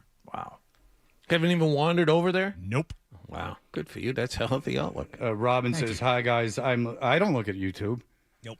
I really don't. No, yeah. Fred and I are of the same mind. And I'm not saying I'm mentally healthy or don't look at things, but I do not Neither look am at I. YouTube. Yeah. There's been times I've gotten far too into like looking about things about myself. I'm better about it now, but I don't look at YouTube ever. Robin says, hi, guys. I'm legitimately sad that Adam is leaving the show. Oh. I think he's been such a great addition, and the chemistry between everyone has been fantastic. I wish him the best of luck in his next job, but I'll definitely miss hearing him on the show. But I hope a bullet doesn't miss him on his way home. No, I put that in. She didn't put that. It says best regards, Robin. Thank you, Robin. No, This is a question I want to ask Beaton right now. All right, let me get his mic up. You're up. All right. Yep. This is an email from Dave. Why do they call him Adam 12? Because he killed those 12 radio stations. True. Also, side question, is Adam 12 his real name or is 12 a nickname? I've always wondered that, and now that he's leaving, I'd like to know. Ryan, do you know why he's called Adam 12? No, but I know that there's like an old TV show called Adam 12. There you go. Finally. So you deduced it, or at least you figured that out. We're probably now... I never watched Adam 12... Like, really? No, I knew what it was. I saw the movie. Yeah. That was a movie, Adam. Or no, forget it. I thought I got confused with the Aykroyd movie where he did the Dragnet. So same as that you, was a Hardy, good like, movie. aware of the show, but never watched My it. bad. really good. I can't believe I don't remember. Yeah. This is about Rossini, and it's interesting in that. Fred, why do you keep saying Diana Rossini is very talented and good on the mic? You know full well that's not true. She might have an interesting story about the Vrabel thing, but that would have to come out with someone else interviewing her, or she could write a book. But the idea is somehow she would parlay it in some sort of media career going forward is crazy to me. She's humorless and boring on the mic. You've heard that crap podcast of hers. You made a great sport of her at that point on several occasions. I guess maybe I'm saying very talented in the hopes that she will do an interview, and maybe that's me willing it into existence. But she's not it's not ridiculous that she could. She has charisma. She has a personality, and we were going back and watching clips and listening to clips of her on with Beetle and Zoe at the Super Bowl. No, she's a good guest. I do think she's good on the mic. We goofed on the podcast like we goof on virtually every podcast because that was bad. Most of them are bad, and it has nothing to do with her personally at all. No, I think in terms of like a presenter and as an on-air sports personality, she's better than most. So from that regard, I don't think you're trying to pump her up, Fred. Just in an effort to get her to do a tell-all interview. I think she's fine. And Bert, who is pretty critical of most things or is honest about things when assessing people's work, says she's done good work. So he just said that earlier this morning. All right. So, and finally, David says, all my friends and family are big Patriots fans and are not one of them cares a single iota about this whole Mike Vrabel thing. It's actually the opposite. People have told me they shut off the radio when you guys or anyone else on the radio talk about it. It's way too over talked about. I tend to mute the radio a lot the times I hear it as well. So from my own experience, 100% of people don't care. I guess the real number is closer to 75 to 80% or something, but still, nobody really cares to hear him apologize. He doesn't have to apologize. No one said that. Or say he regrets denying it. Dan is right on this one. Dave, although your source work is very, very intense and thorough, you do recall. I believe they call that anecdotal evidence. You do recall that was fodder of late night hosts. That was something that was garnering millions and millions of views every major online. You do realize that people that have never in a million years heard of Mike Vrabel and certainly never heard of Diana Rossini were invested in this whole thing. You do realize that at his introductory OTA press conference, he was asked 4 questions about it. You do realize that he missed day 3 of the NFL draft. You might not care, but just because you don't care doesn't mean that it's not a story. And if anything we did were prompted by fear of criticism, the criticism we would receive by not talking about this story far outweighs. Thank you. Yes. And I'm sorry that you have to use the mute button on your radio that everybody famously knows about and exists and uses the mute button on a radio. Yeah. That wasn't a tell at all. No, but it's just the thing is that like I get it, like you're a super Pats fan, but the idea that it's not a story is ludicrous. I mean, it's a huge story. It was a massive story. It's the biggest NFL story of the offseason.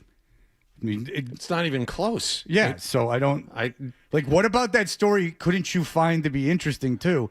It involved the New York Times. It involved a Super Bowl head coach. It involved scandal. It had 8 legs to it because people kept digging and finding new stuff. What about that? Yeah, you had the vehement denials from both sides that made them look bad to start with. It was. I'm not making it up. Yeah, like it was a huge story. No, it's the same thing with the thing with Belichick. Like it wasn't a story that was dating Jordan Hudson. No, it wasn't a story. They were just on CBS this morning. No, it wasn't a story at all. It just again was something that Howard Stern and Jimmy Kimmel and like whoever were all talking about. It's just right. It's the world-renowned sports guy Howard Stern has talked about both Diana Rossini and Mike Vrabel, and yes, of course, it's because he usually breaks down June baseball, and he took a break from that to talk about it. Such a tired narrative that because we're on sports radio, we get buried, in our own little corner of the world, and you really don't know what's going on outside your little, thimble full of information. This could, both of those stories were huge. Yeah. Everywhere. Mainstream media, sports radio, so-called, the old gray lady, the New York Times, all of these, Wall Street Journal, all of these publications. It was a big story. Yes. Suffice it to say. Yes. Now, will it be a big story in October? No, but it's a big story. All right, we'll be back after the headlines. We'll just say goodbye to Adam and then we're never going to see him again. All right, we'll be back in just a moment.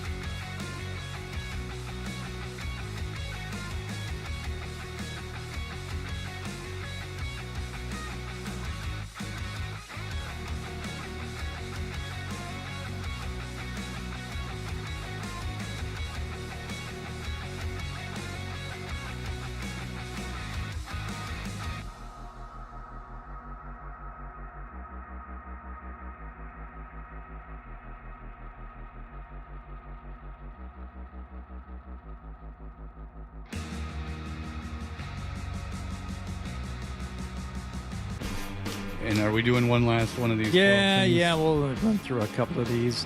12, you get off on Fridays before we're off the air, right? I think so.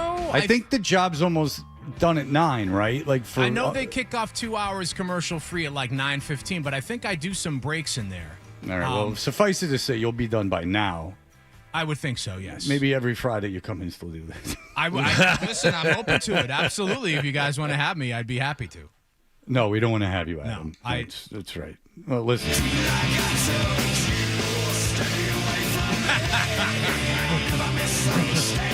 Come on, man. Sorry, the bit from 8 because there was too much music in it. Oh, speaking of, so I don't want to mess up this. So I got a different. We'll do this as the background music, Hardy, as you asked me about my weekend. All right, well, you don't get the new paycheck yet, so you're still looking for free things to do this weekend. How about the 41st annual Mayfair on the streets of Harvard Square? Experience food inspired by cultures from all over the world, one-of-a-kind gifts and crafts, music, of course, entertainment, and dance. Of course, admission is free starting tomorrow. That sounds like a no-brainer. All right. George, it doesn't anger you, the elites at Harvard walking in the same steps as you? Oh, you talking to me or George? No, George looks like a little Michael Hurley. Oh, he does. You got the Michael look Hurley at drink that. today, man. Yeah. Yeah. How about the free ferry weekend? Celebrate Boston Harbor Hello. Islands. What? Is it, you can get tricks for free? Wow. Opening weekend with a free trip to George's Island. Oh, I like George's Island, especially for free. Is it small? Does it like wrestling? How many belts are on it? Of baseball cards. Is it upside down? Is it an island of the people? Moving on. Does it miss shifts occasionally? There is a he didn't know it was his. Malden Porch Fest. Oh, boy. I'm playing Malden Porch Of Fest. course you Thanks are. For bringing it up. You can see me and my jazz combo playing at Idle Hands Craft Beers. Well, that's no porch. We will be playing on the patio of Idle Hands. You see, patio porch, close enough. That's That on sounds like a Commercial corporate Street, sitch. going on at Not in the vibe. They're an independent brewery. Whatever, they make fine money. brewery. And I'll be playing there at 2:00 tomorrow, Saturday. 2:00 See some for live jazz. Now, for how long will you be? It's going to be nice and rainy and cold. Yes, 50 degrees, windy and rain tomorrow. So if you go out to see Adam and there's no one there, just know it's the weather. It's the weather, not the music. That's what we're saying. Oh. 12, we're going to miss How you. long are you going to play? 90 minutes set. 90 minutes? That's a long time. Last couple weekends ago, we did like 3 hours. Jeez. I mean, break in between, but guys, thank you, truly. Before I came down here, we talked about this, and you both said just come down and do the show. It's going to be a blast, and you were absolutely right. I can't think of anything more enjoyable or satisfying than doing radio with my friends every day, and I'm going to miss it. I love you guys. So long, farewell, I'll be just saying goodnight. I'll say it, Adam. We love you too. Well, I love you, Adam. Good luck. Congratulations, and we'll see you every day anyway. Yeah, so. Good luck. I was happy, and Adam can tell you this. I was happy that I Yes. get to still see you every morning. Yes. So that's the most important thing. Well, Adam, congratulations. Like Hardy said, and we wish you the best. And it's been great working with you. It's a little sad that you're not going to be with us anymore, but listen, more money, you get to be back on the air and do what you love. That's all that matters. All right. That'll do it for us. We will be back on Monday without the dead weight. All right. We'll see.